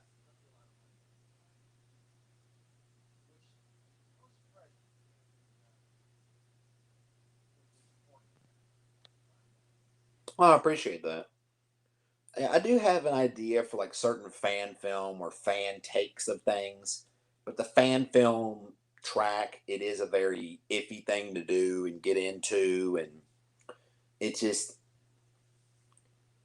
you really are going down an iffy road in terms of copyright and things like that, and how those things can get financed and whatnot. I have an idea to do one with the Halloween franchise, and I'm trying to get it going at some point after eventually, but I can't say exactly why I'm not getting it going yet because that would kind of spoil the surprise that's coming up after the movie's done. After the movie's done. But I appreciate the fact that you think my input is intriguing.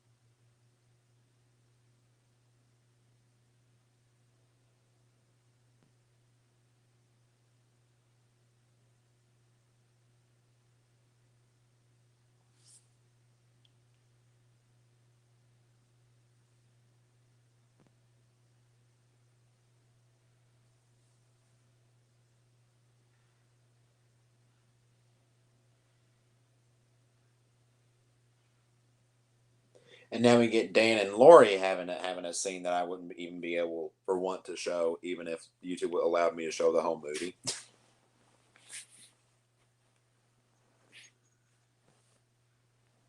Oh, and Pulley, if you can't tell already, you're gonna like the shirt I'm wearing today. You'd like the shirt I'm wearing today.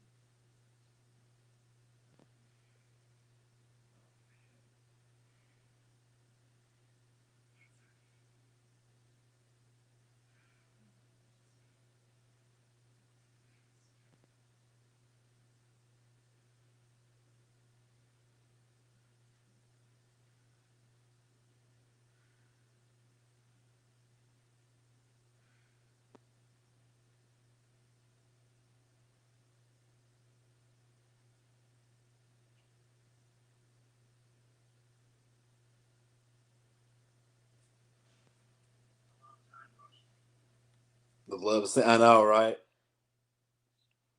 I was making a joke about the God, what was it? When Doctor Manhattan did that and he was projecting himself, and she made the joke about your fingers taste like batteries. It's like, no, his fingers probably taste like the back of a Nintendo Switch cartridge. That's probably what they taste like. And no, do not ask me how I know what a Nintendo Switch cartridge tastes like. Ended short story. Putting it short, I was dared to do it. I did it. I regret I did it. Thanks, thanks for that. I don't actually. I don't know if I can remember where I got the shirt though. I know it was gifted to me. I just can't remember if like they told me like where it came from or something.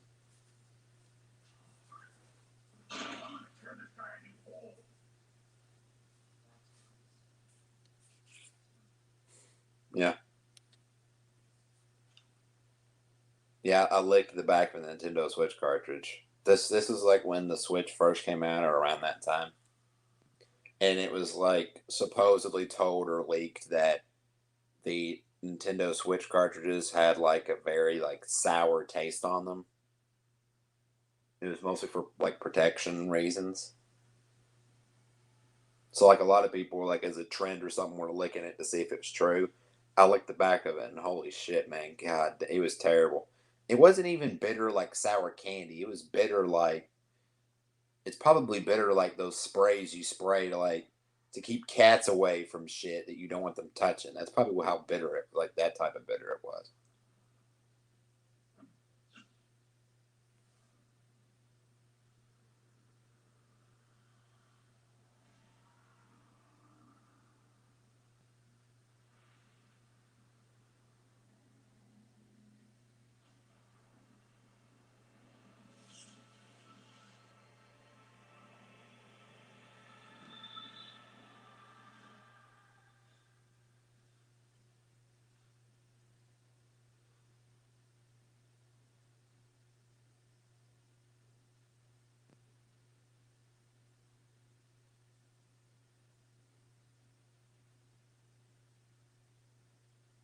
What you talking about? Dan just standing there staring at his suit with nothing on but his birthday suit. That what you're talking about? That you're talking about Dan in his birthday suit staring at his superhero suit? There's a lot of ass and a lot of dick in this movie. I made a joke earlier about how when Dr. Manhattan was reshaping himself, about how I wonder if there was anyone who woke up going to the movie saying, you know what, I want to wake up and what I want to see today, I want to see glowing blue penis. I want to see blue glowing penis. Neon blue penis. That's what I want to see.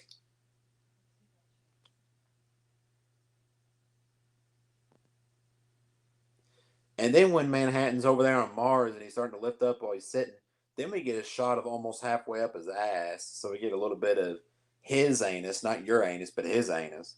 We got a bit of shot of his solar system, and I'm like, okay.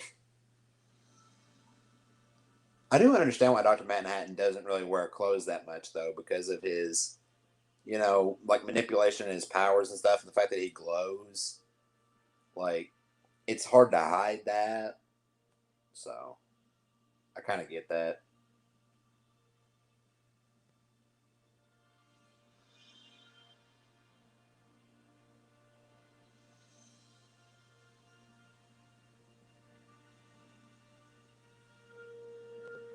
Well, I mean that too. A lot of people are more comfortable that way.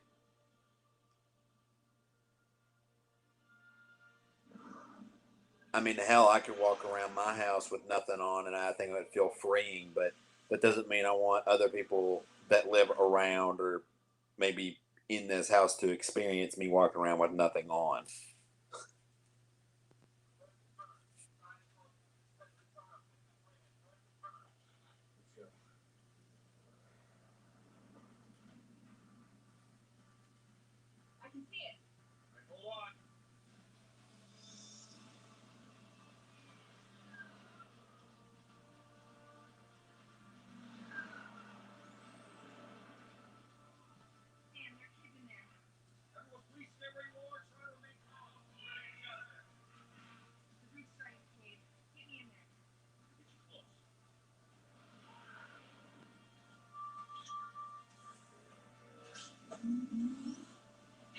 Probably just me walking around with nothing fucking on.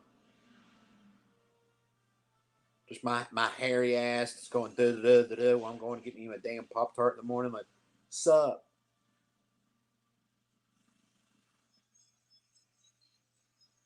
You know, you got the noodle and the peanuts. Then you got the prune, the peach in the back, the hairy peach in the back going da da da, just jiggling. You know, and you're going to get your damn Pop Tart. I'm very out of context. Very out of context.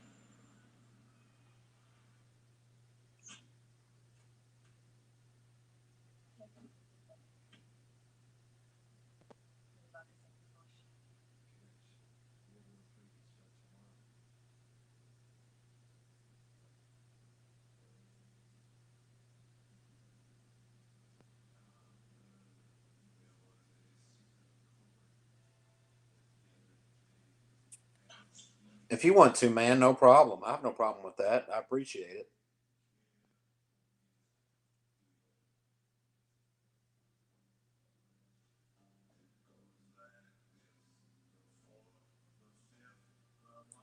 Heck, maybe right now I can go talk about it in chat or something.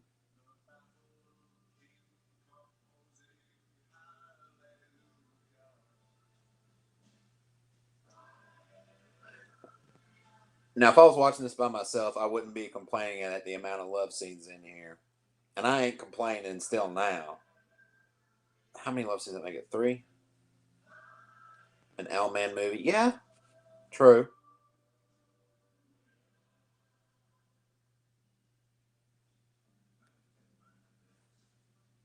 So, appreciate that, Paulie. Appreciate that.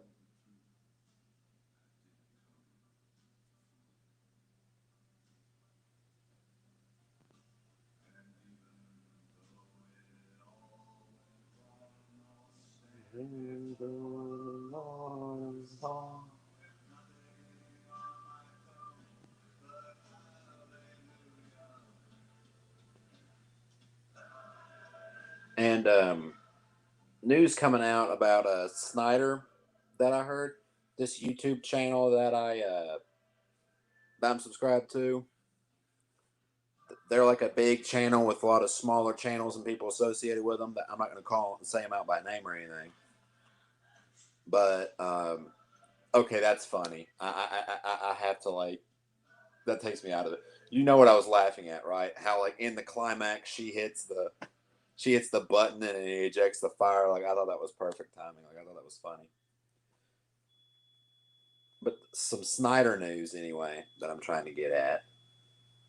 That I'm trying to talk about right now anyway. Is that he's gonna go on a YouTube live stream. Zack Snyder's gonna be on a YouTube live stream. It's gonna be for charity, it's gonna be for suicide prevention and awareness. And he's going to be with one of the smaller YouTubers within that bigger YouTube, and I'm very excited for it. I'm very excited for that. I'm going to try and see if I can donate.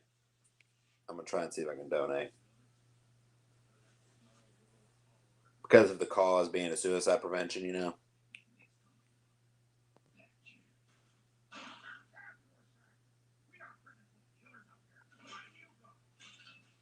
But it's crazy to think about the fact that Zack Snyder's going to be on like a YouTube live stream.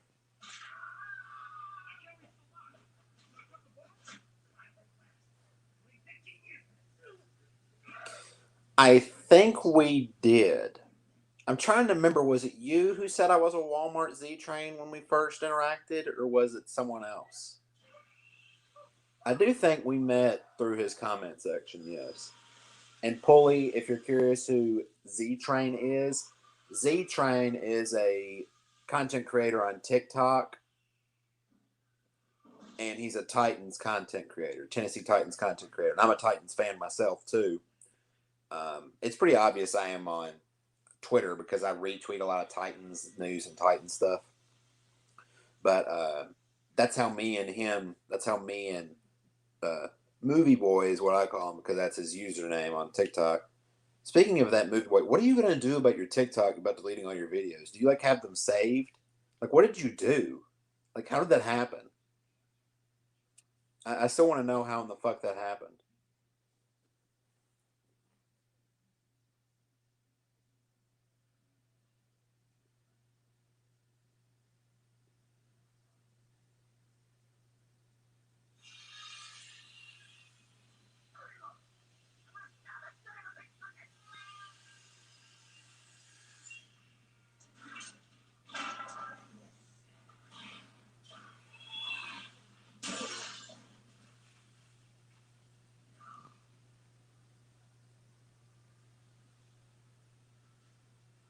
Oh Jesus! I hear hallelujah. Yes, yes. Okay, I just made a joke about that. You know when Lori in the Hallelujah love scene, she hits the button and the ship ejects a fire. I thought that was hilarious.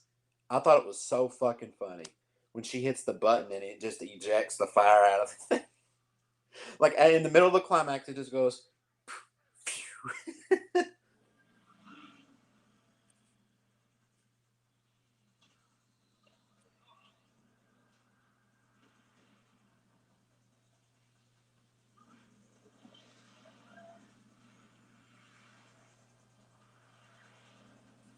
Signed out and signed back in, and they were gone. But well, at least they're mostly saved to your camera roll, and you can just re-upload them.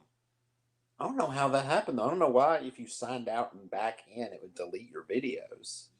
That's weird. Because I sign into TikTok through different platforms, and I can't be signed in through like my tablet and my Android phone at the same time, so it signs me out of one. And I sign out of my TikTok all the time to go to my podcast TikTok. Now I do need to upload more on the podcast TikTok, but it doesn't ever do that to me. So I don't know why it would do that to you.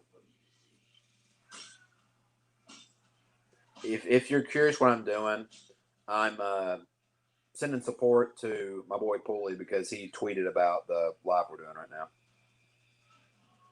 And we're in the middle of the prison breakout, which is another great scene. I also love this funny part where they see Rorschach kind of just go into the bathroom with door going back and forth as he's slowly walking toward the guy to beat his ass. I thought that was so badass. That was funny.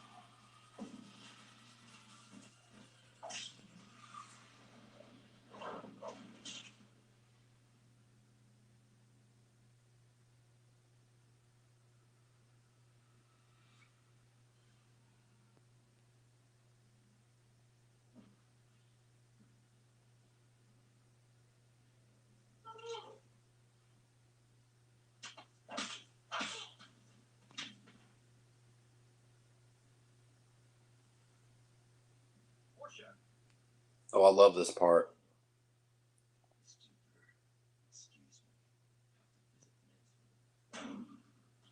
Speaking of the men's room, I'm about to have to do that. I may have to pause the movie, guys.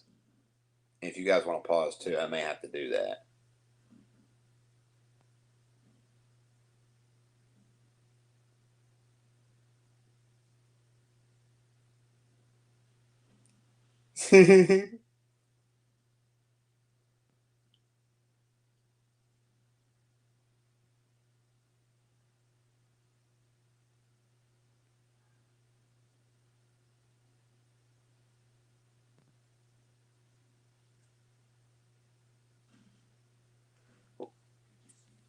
I appreciate that, my man. I appreciate that. We're trying to do an episode about more Star Wars related and Lucasfilm, and then try to bring. I'm gonna try and reach out and bring Cameron back on to finish the storytelling. It was gonna be a two-part thing with him, and then we may bring him on as a recurring guest because he seems to enjoy it, and I like having him on too. I have a new friend of mine I met that I'll save how we met and what exactly it means later on because it's part of the surprise. But me and him, I'll bring him on a podcast. I'll bring on the main star of my first feature film on the podcast. Santiago can come back on the podcast. We got a bunch of stuff we're trying to do to get it back up again and rolling again. But man, I'm sorry, guys. I'm about to have to pause this movie. I really have to use the bathroom. I really have to go to the men's room. We're gonna pause exactly at 2:10:30. No, I'm sorry, I was a little late. 2:10:31. So if you want to stay with me, please. I'm sorry that I have to do this, but I've been trying to, power through. But I gotta go. I gotta do it. Um, so pause at 2:31. I apologize for the inconvenience, but I will be back as soon as I can, and we can wrap it up then. So I appreciate if you guys stick around. I don't think I'll be gone that long. Plus, we're on the home stretch. We're less than 50 minutes out. So fingers crossed, man. Fingers crossed you guys stay. I hope you do.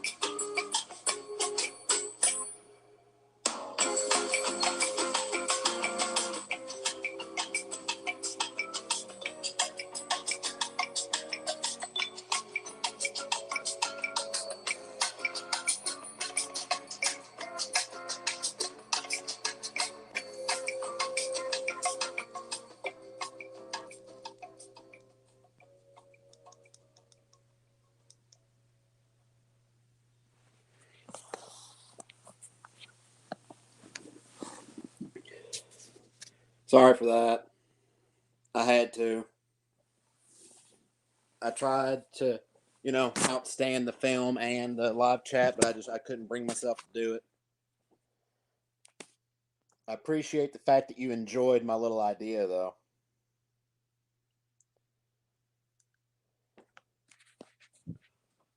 I do appreciate the fact that you thought that was funny, at least. What movies am I looking forward to this month? This month I'm not entirely sure. I know we're getting the Snyder Cut, so I'm obviously looking forward to that. I am excited because we got the announcement of A Quiet Place Part 2. I'm excited for that. So that's nice, and I'm looking forward to that. And man,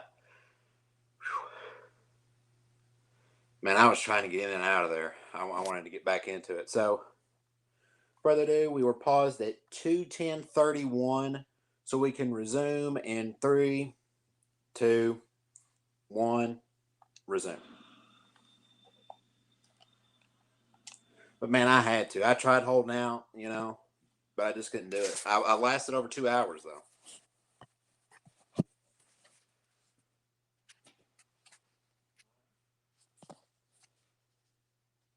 Yeah, I had to do it. I had to do it, my man. I appreciate that you liked the little joke I threw in there. I appreciate it.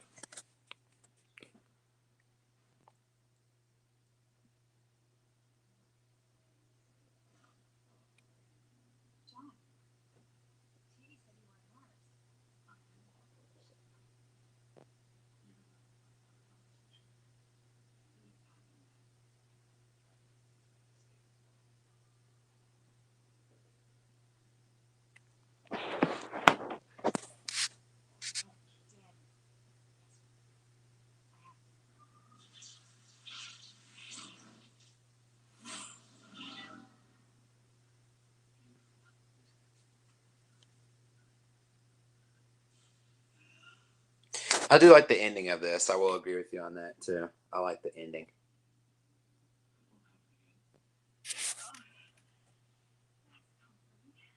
It's different. It's a different type of ending for sure. That not a lot of people could have seen coming.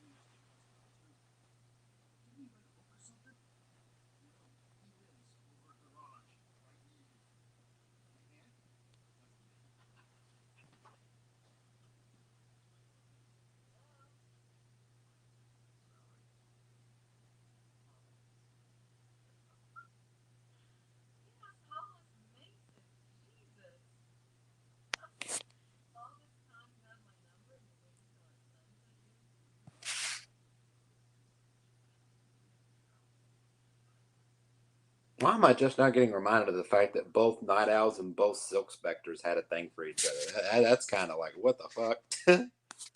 Why am I just now getting reminded of that?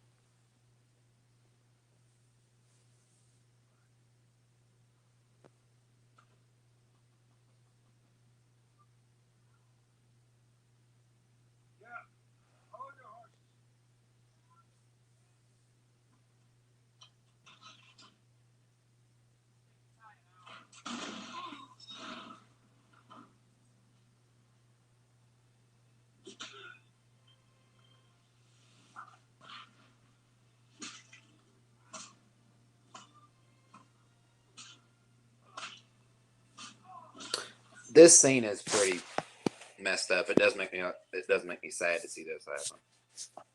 See him, get beat up and then ends up getting killed.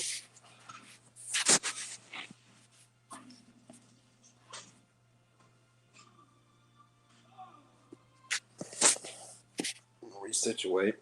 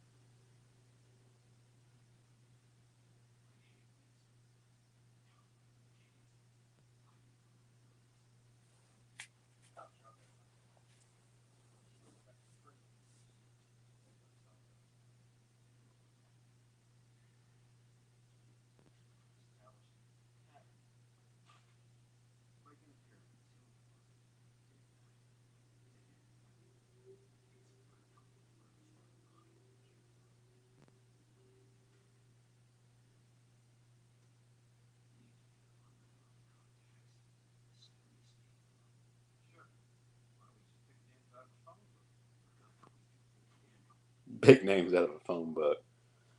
Man, it's been forever since I've seen a damn phone book. Speaking of that, hey, that's when you might know you're starting to get old too. Is when you know what the hell a phone book is. I mean, I know I'm old now because I know what the hell a VHS is.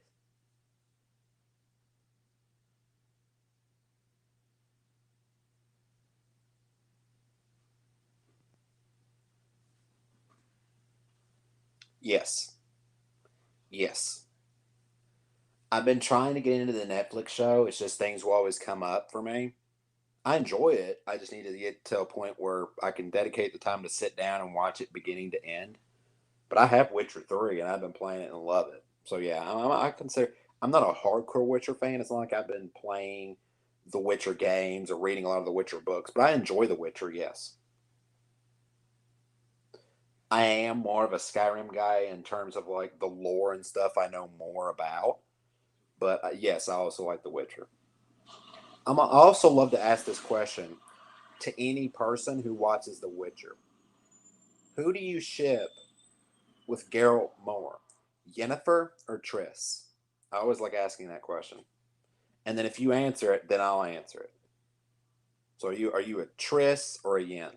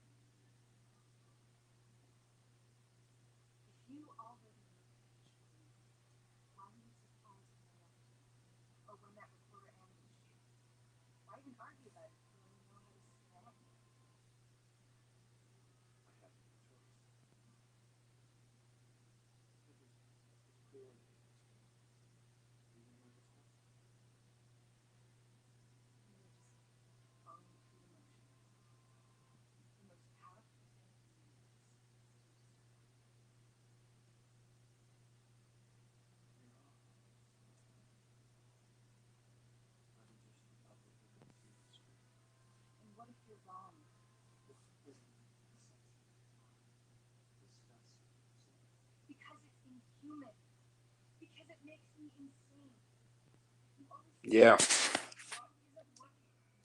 The movie one to suggest called The Drop, and it's got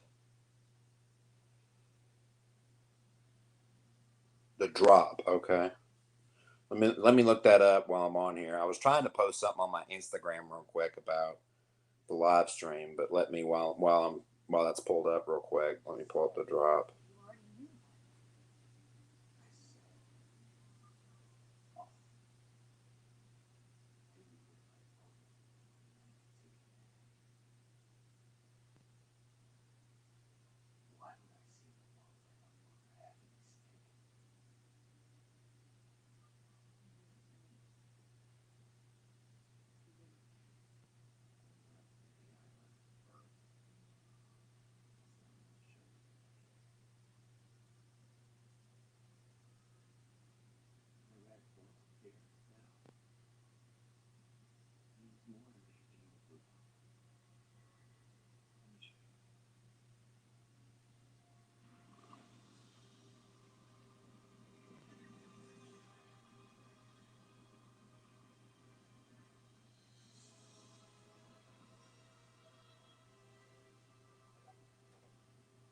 There, I added to Instagram story.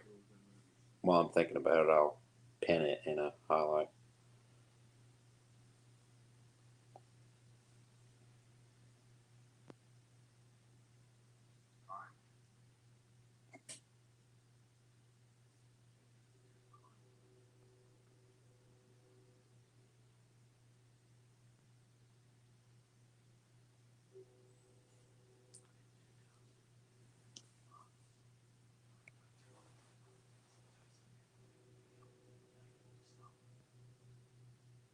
Yeah, that was the scene we just got done watching not too long ago about Hollis Mason getting murdered. Yeah, and in the director's cut, that's the Hollis Mason murder scene is in the movie, like where he gets murdered and stuff by the gang members. That's why I like the director's cut. It has more of that footage in there, and some just more like intense, gorier, extended action sequences too. That's why I prefer the director's cut, and then the ultimate cut's just a director's cut with the Tales of Black Freighter mixed in, which is just 30 minutes of animated um, content added on, where it's 3.5 hours.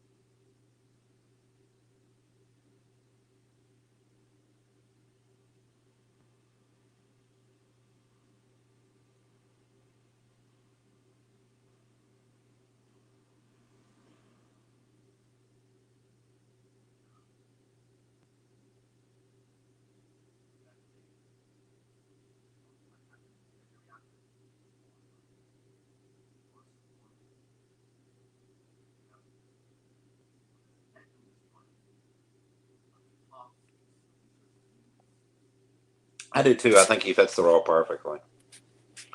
And I don't know if this story is 100% factual, but I think it is. I don't know if you know this, but Henry Cavill, when he was going to his Superman audition, he was almost late to his Superman audition. It was either he was almost late or he almost missed it, according to this. I don't know if how factual this is or not, because he was playing Witcher 3. I don't know if it was Witcher 3, but he was playing a Witcher video game. because he's a huge Witcher fan.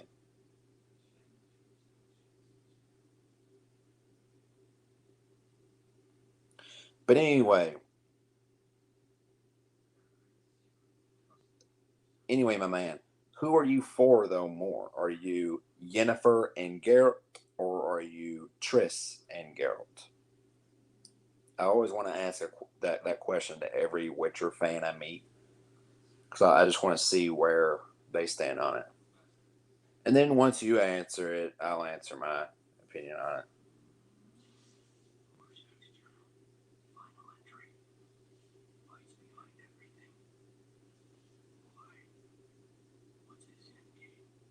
In game.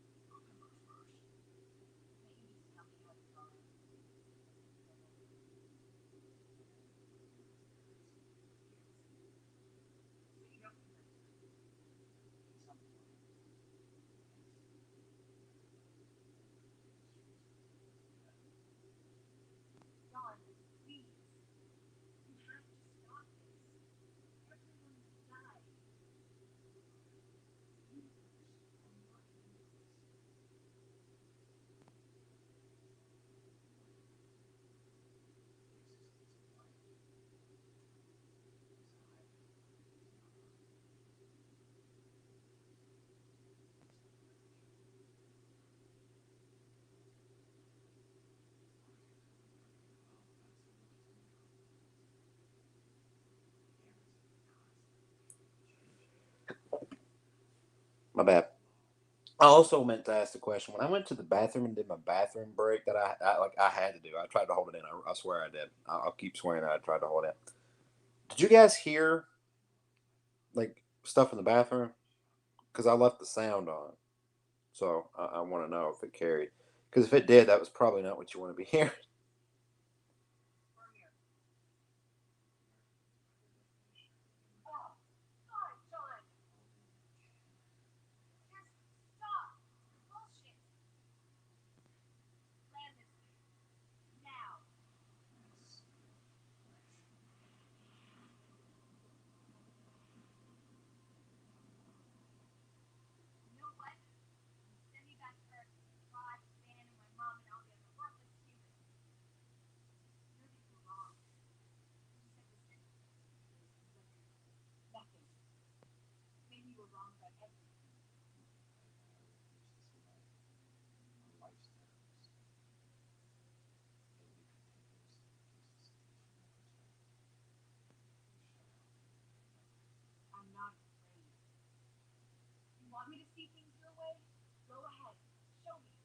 Oh, this is another good scene right here where she learns of Edward being her father,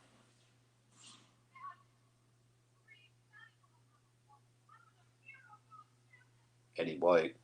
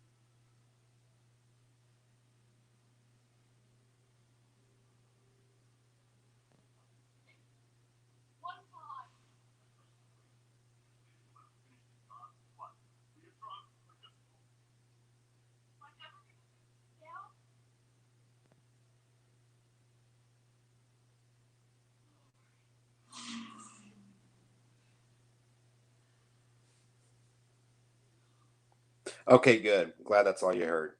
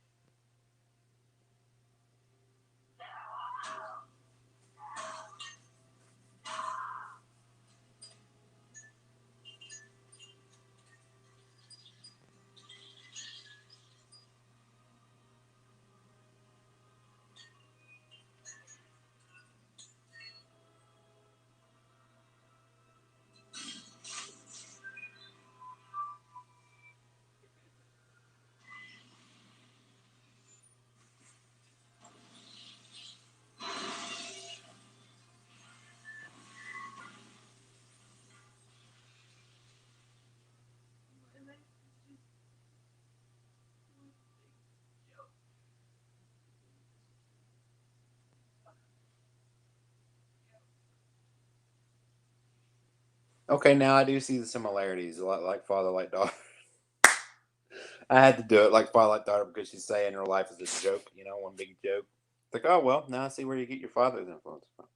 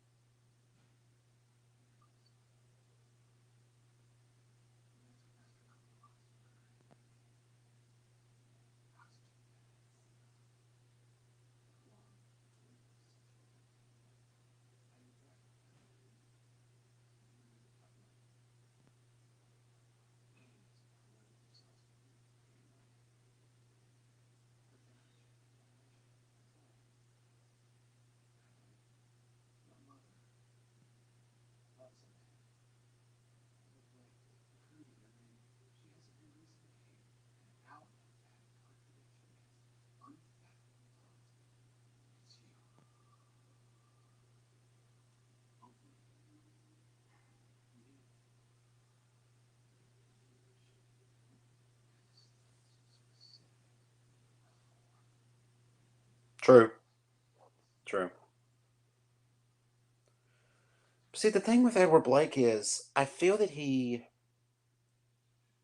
this is a divisive take. I feel that he's a slightly better person people give him credit for because he does have that scene with his arch enemy where he's venting about shit, and you see there's a hint of humanity within him. It just comes and goes a lot because he's done so many fucked up things.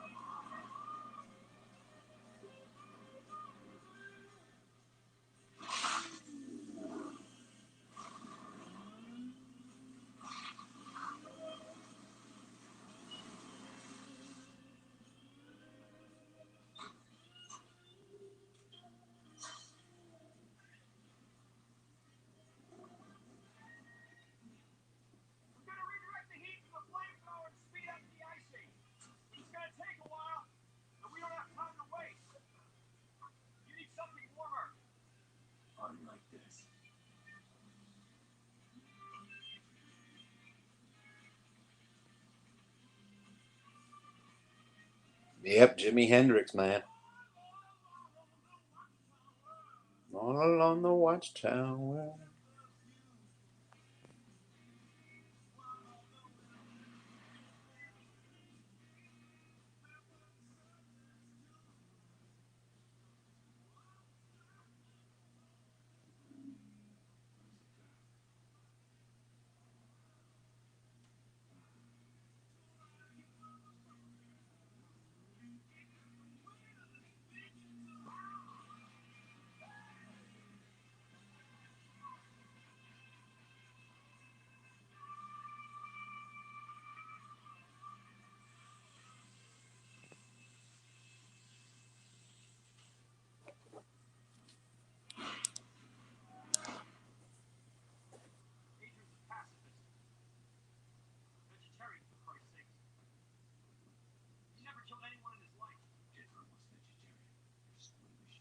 No.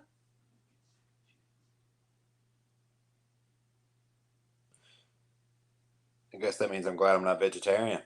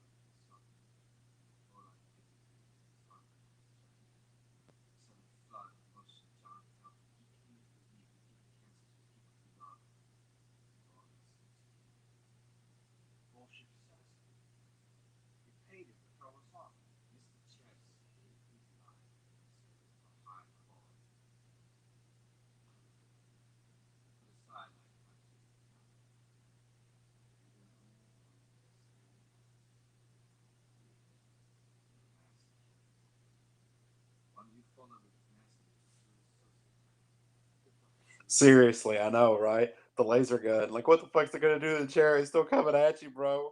I thought that was fun. Yeah, I do think that's funny.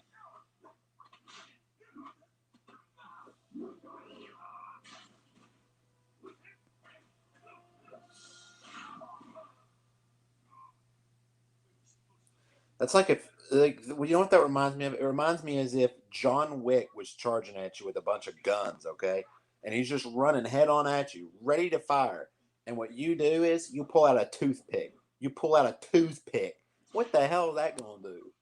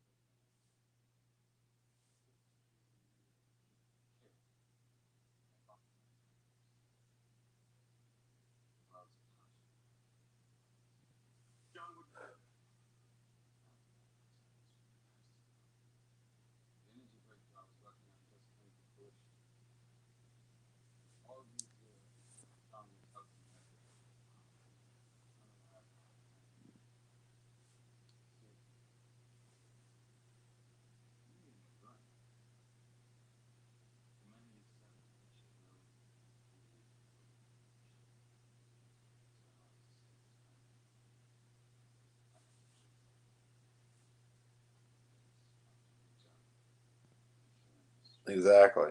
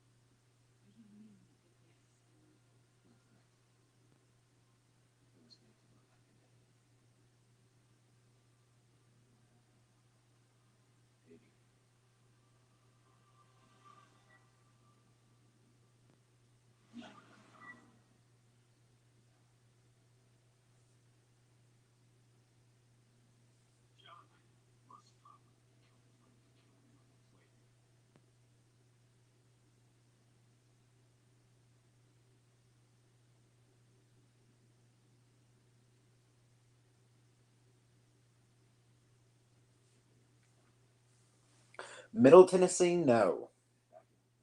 I haven't really done much fishing around where I'm at either. I don't really know. There's a lot of good fishing spots. It's been a while. I mean, I live relatively close to a creek. I'm sure that can get a little bit of traffic, but I don't live in Middle Tennessee.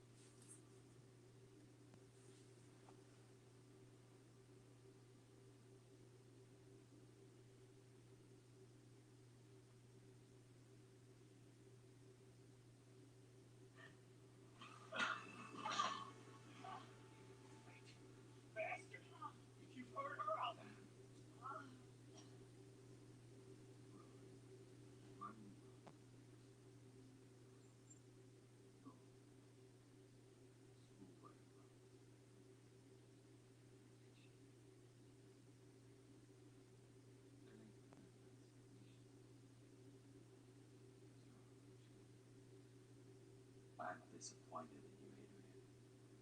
Very disappointed.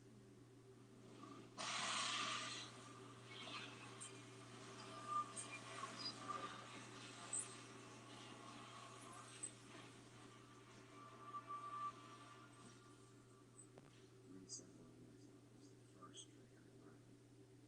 Didn't kill Oscar.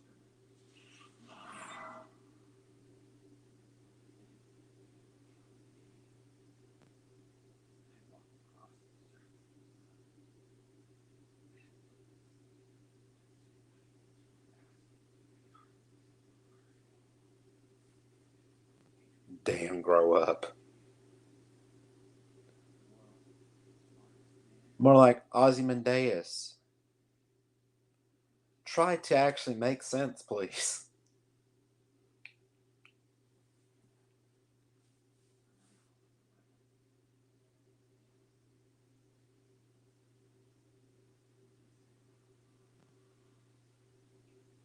Or Adrian. Try not to be a cold hearted fucker.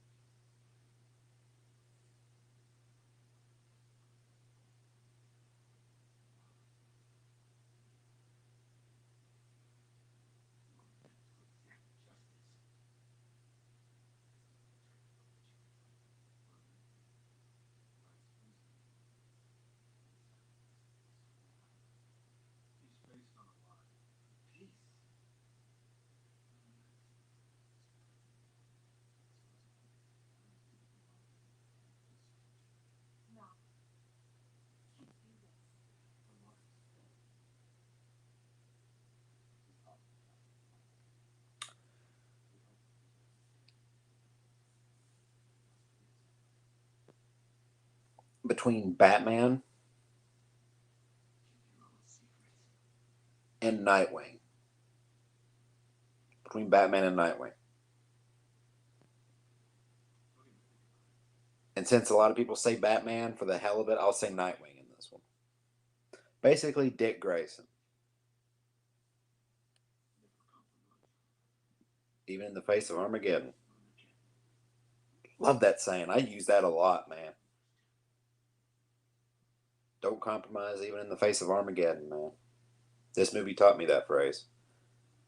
I say that phrase a lot.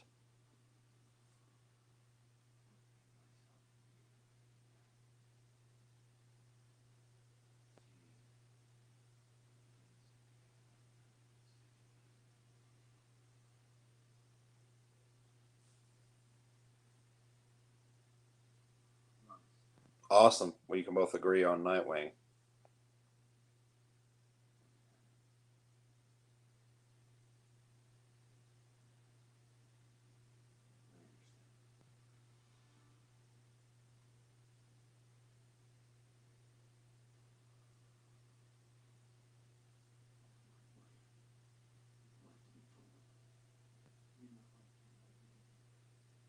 Yep.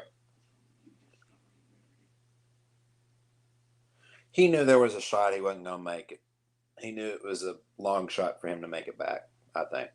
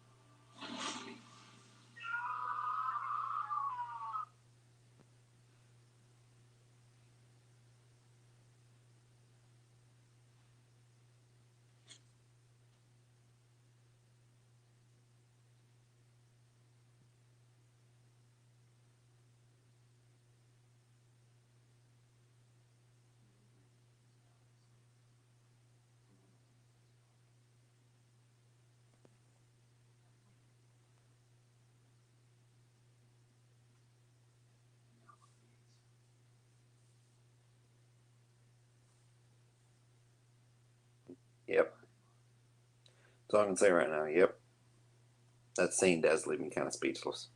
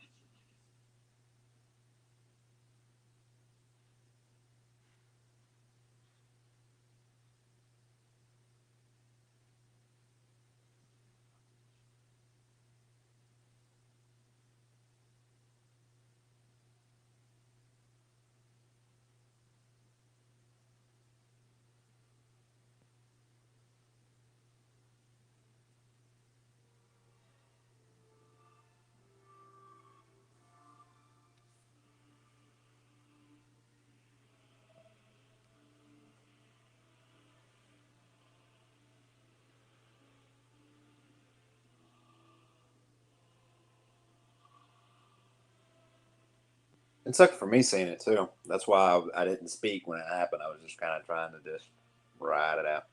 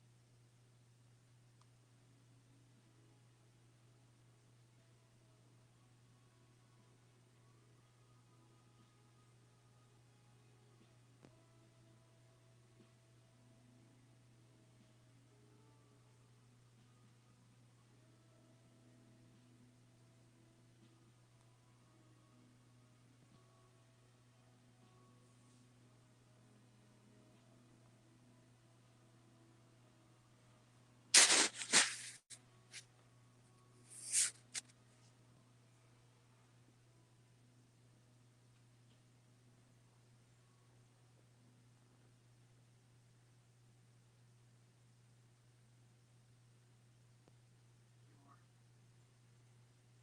I never told you. I should have. Shame, I felt so stupid. Everyone in the country, every country in the world that holds hands now singing songs about peace and love. It's like living in a goddamn global hippie commune.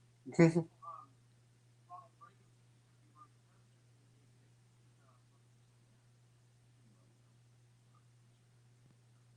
This is still America, damn it. Who wants a cowboy?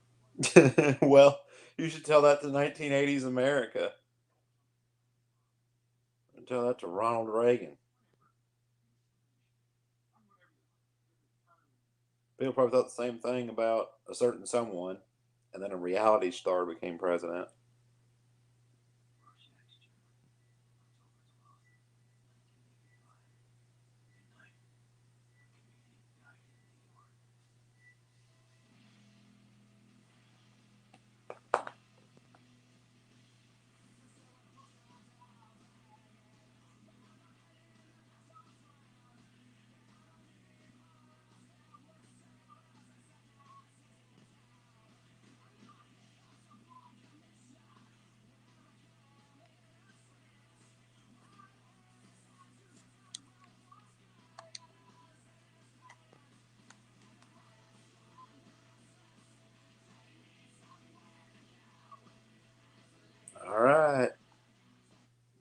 is the movie, and now we go to the just chatting session.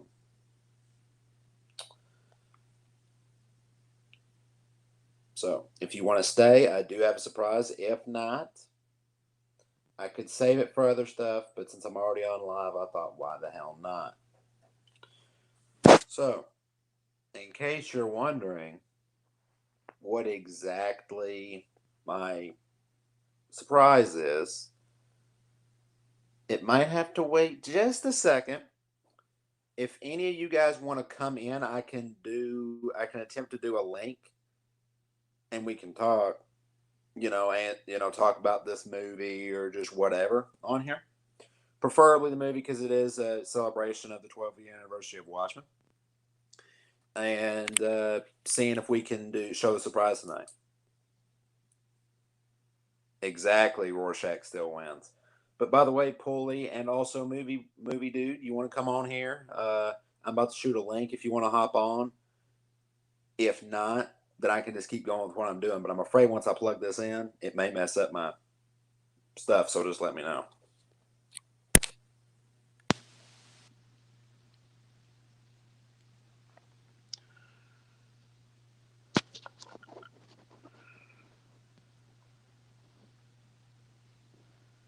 Can you still hear me all right?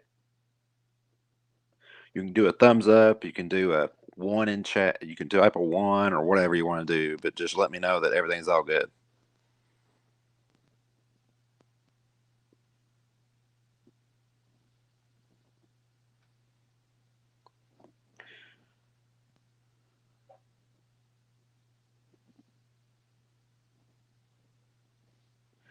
And here,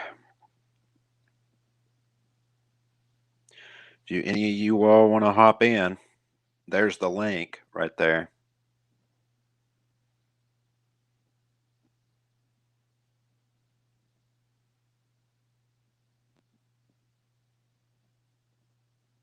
So there's the link right there. If anyone wants to hop on, I should be able to know how to bring you on. So in case you want to in case if anyone else wants to hop on.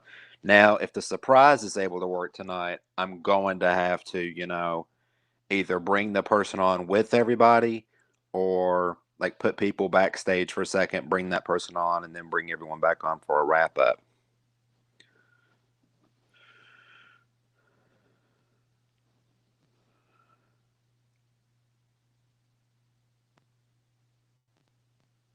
What's going on? Got your mic on?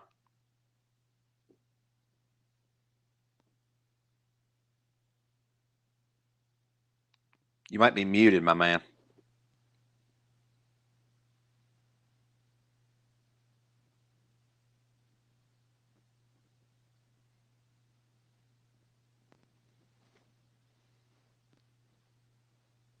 You want to unmute, possibly?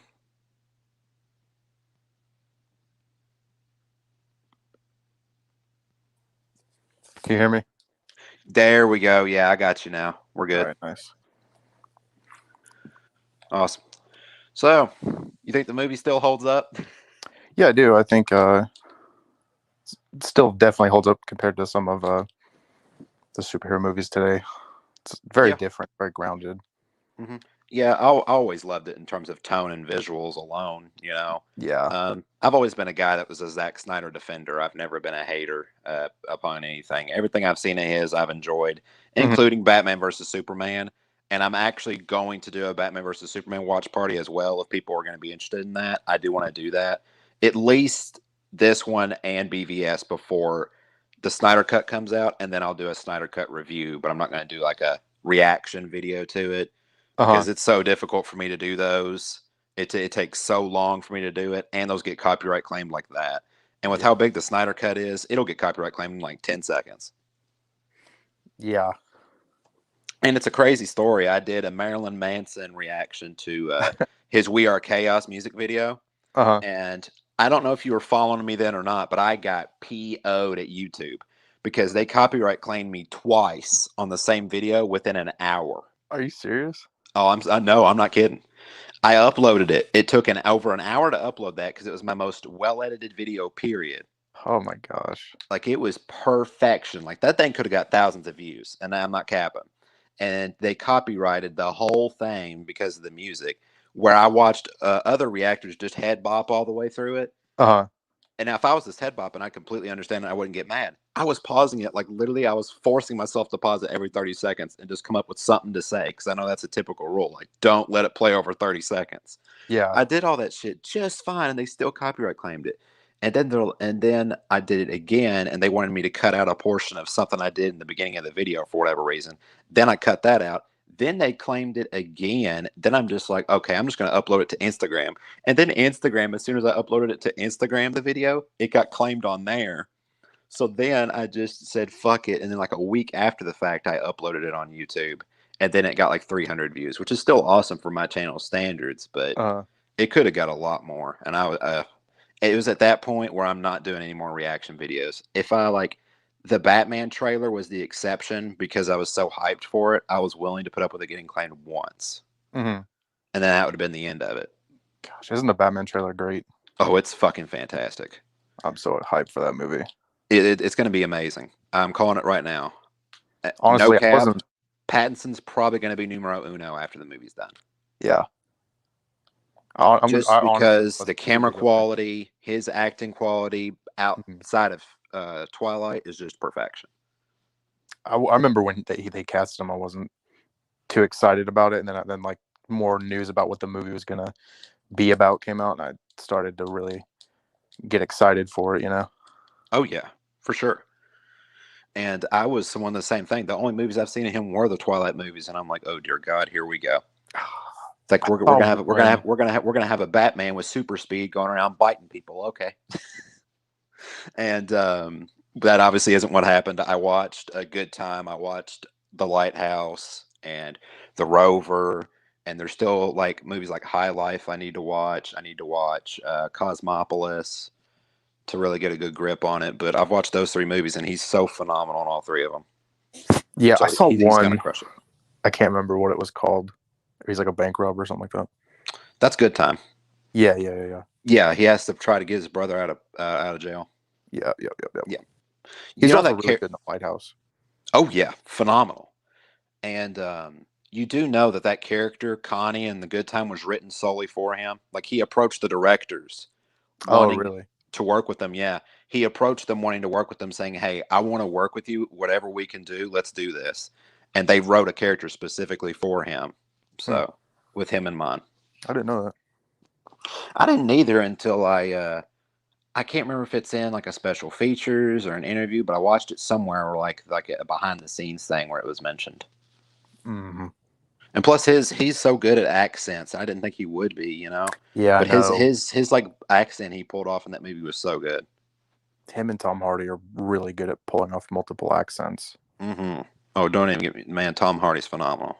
I mean, everything he does, he has a new accent. It's perfection. Mm-hmm.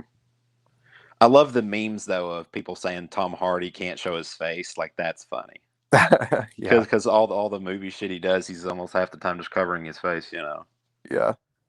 I mean, in Mad I'm Max, in the plane, and now I gotta fight the Batball, and he's just got it covered like that. I'm just like, okay. Yeah, no. And then That was Mad Max, my for the half-assed first, like, Bane hour of the movie, impersonation. That was he's my got, like, that half-assed thing yeah. over his face. Yeah, I know. That was my half-assed Bane impersonation. I'm not that good at it. I don't know if you watched the video where I did Rick and Maury from Big Mouth. I did Maury from Big Mouth on my podcast. I don't know if you've seen that clip or not. I don't think I have. Oh, it's the storytelling episode. It's called Storytelling with Cameron Box. And when we're first bringing him on, I do that because we were having difficulty doing that episode, and I mentioned it in there a little bit, but I went on a long 15-20 minute rant with Cameron about how long it took me to try and get that episode to start up because the Anchor app wasn't working.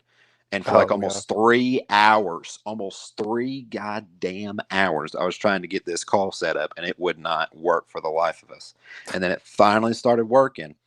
And then Gage, my friend who's the co-host of it and everything, he's just like, I don't know if we're really gonna do, that much of it or yada yada, because it's fucking late as hell for me, man. I got work early in the morning. I'm like, I got you. And then we ended up recording almost a 2-hour episode.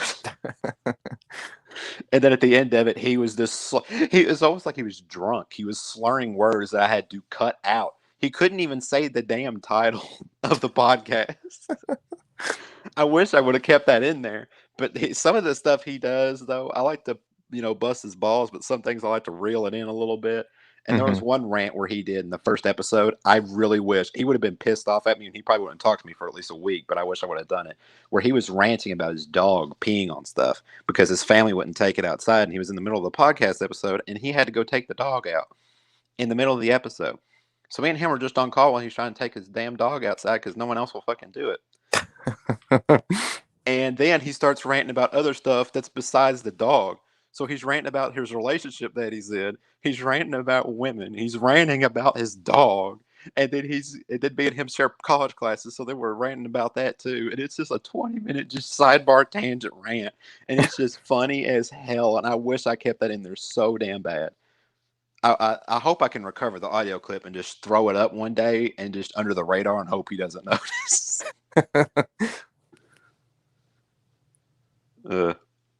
Me and a friend of mine I met recently, we have this inside joke that what we're going to do is if Gage ever falls asleep when we're all around, we're going to paint his fingernails pink, and then Gage hopped in the live where me and him were talking like that, and all I see is him pop up, and 5 minutes later I just see a big in all caps WTF. I'm like, okay, well, I might be in a little bit of trouble now. Well, I hate to cut it short, but I gotta head out, man. All right. Thanks for hopping on, my man. Hey, no problem, bro. It was and, fun. and thanks for staying through the whole thing, man. Yeah, no problem. It was a fun time, bro. Appreciate it. All right, see you, man. Right. See you, man.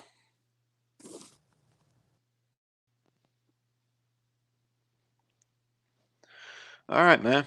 Appreciate Movie Boy for coming on. You got to hop off. I get it. It's late at night, man. It's starting to get up there for me, too. I'm going to try to not stay up too late like I normally do. I want to try and go to bed at a more reasonable time as well.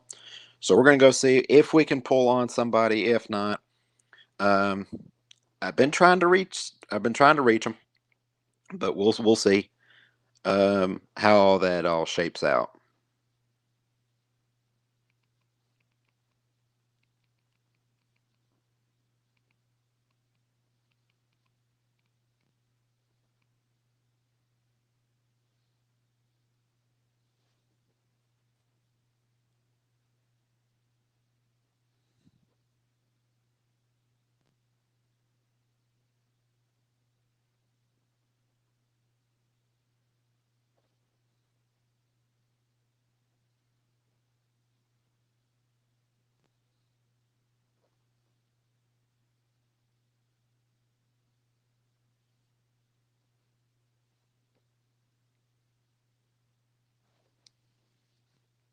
I don't know if exactly we're going to get them or not.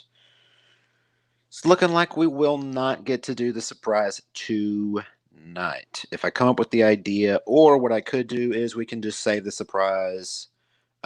We technically did the surprise in an Instagram live. It's just I know some of the people from TikTok and other social media platforms that know me haven't seen that Instagram live. It's not archived, so it was going to be an announcement more on my end for people who know me versus the people who know him already know of the announcement. But the announcement's best served if both people are there. So I'll go ahead and I'll save the surprise for another time. But that was the watch party. I'm glad for the people that could come on and talk. Pooley, it was nice having Pooley hop in and on here and talking to him for a bit. Movie Boy, it was awesome having him and even coming on and just chatting for a bit. I appreciate that. And hopefully you guys enjoyed the stream. I know it wasn't exactly maybe the best quality ever, but I made it work with what I could, and or at least attempted to. And so, I messed up a little bit there with having some issues with having to go take a very spur of the moment bathroom break, but it be what it be. And appreciate you guys watching this, and hopefully I should be uploading videos again soon, but probably the next thing I'll do on my YouTube is another watch party, most likely Batman versus Superman. Most likely that'll be the next watch party we do. I might do a 300 one. but that's kind of, it just depends on what mood I'm in and just how I'm feeling, and if I feel like it makes that much sense, because these are DC Zack Snyder films, you know. So I guess what I could do is, depending upon, because I just ordered my own copy of BVS and my own copy of 300. So when those things come in, I'll judge when they come in and which one I should watch or whatever before the Snyder Cut comes out. So hopefully those don't get delayed, so I can watch those, then watch the Snyder Cut, then release my review of that, and it kind of be like my Zack Snyder binge slash Zack Snyder series of like return thing I do. So that's the plan, at least for this side of the content thing. And again, anyone who watches this after the fact, it was a long, lengthy live stream. I hope you guys enjoyed it, and I'm glad you guys could stop by. This is one of my all-time favorite movies. Um, it on my TikTok, I do a top 10 favorite films of all time. This ranks seventh for me, slightly above the OG Halloween, slightly above it. So that's where this ranks for me, man. Just the visual storytelling, the acting, the action sequences, just the uniqueness and boldness of the spin that it takes in the superhero genre. It holds up very well, in my opinion.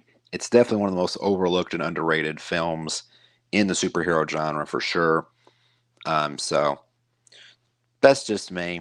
I understand that maybe not everybody views it as a masterpiece quite along the lines as I do and some other people, but I do. And that's what matters. Film is subjective at the end of the day. So appreciate you guys stopping by. I'll see you guys in the next one. The next one will most likely be the BVS stream. So see you guys there.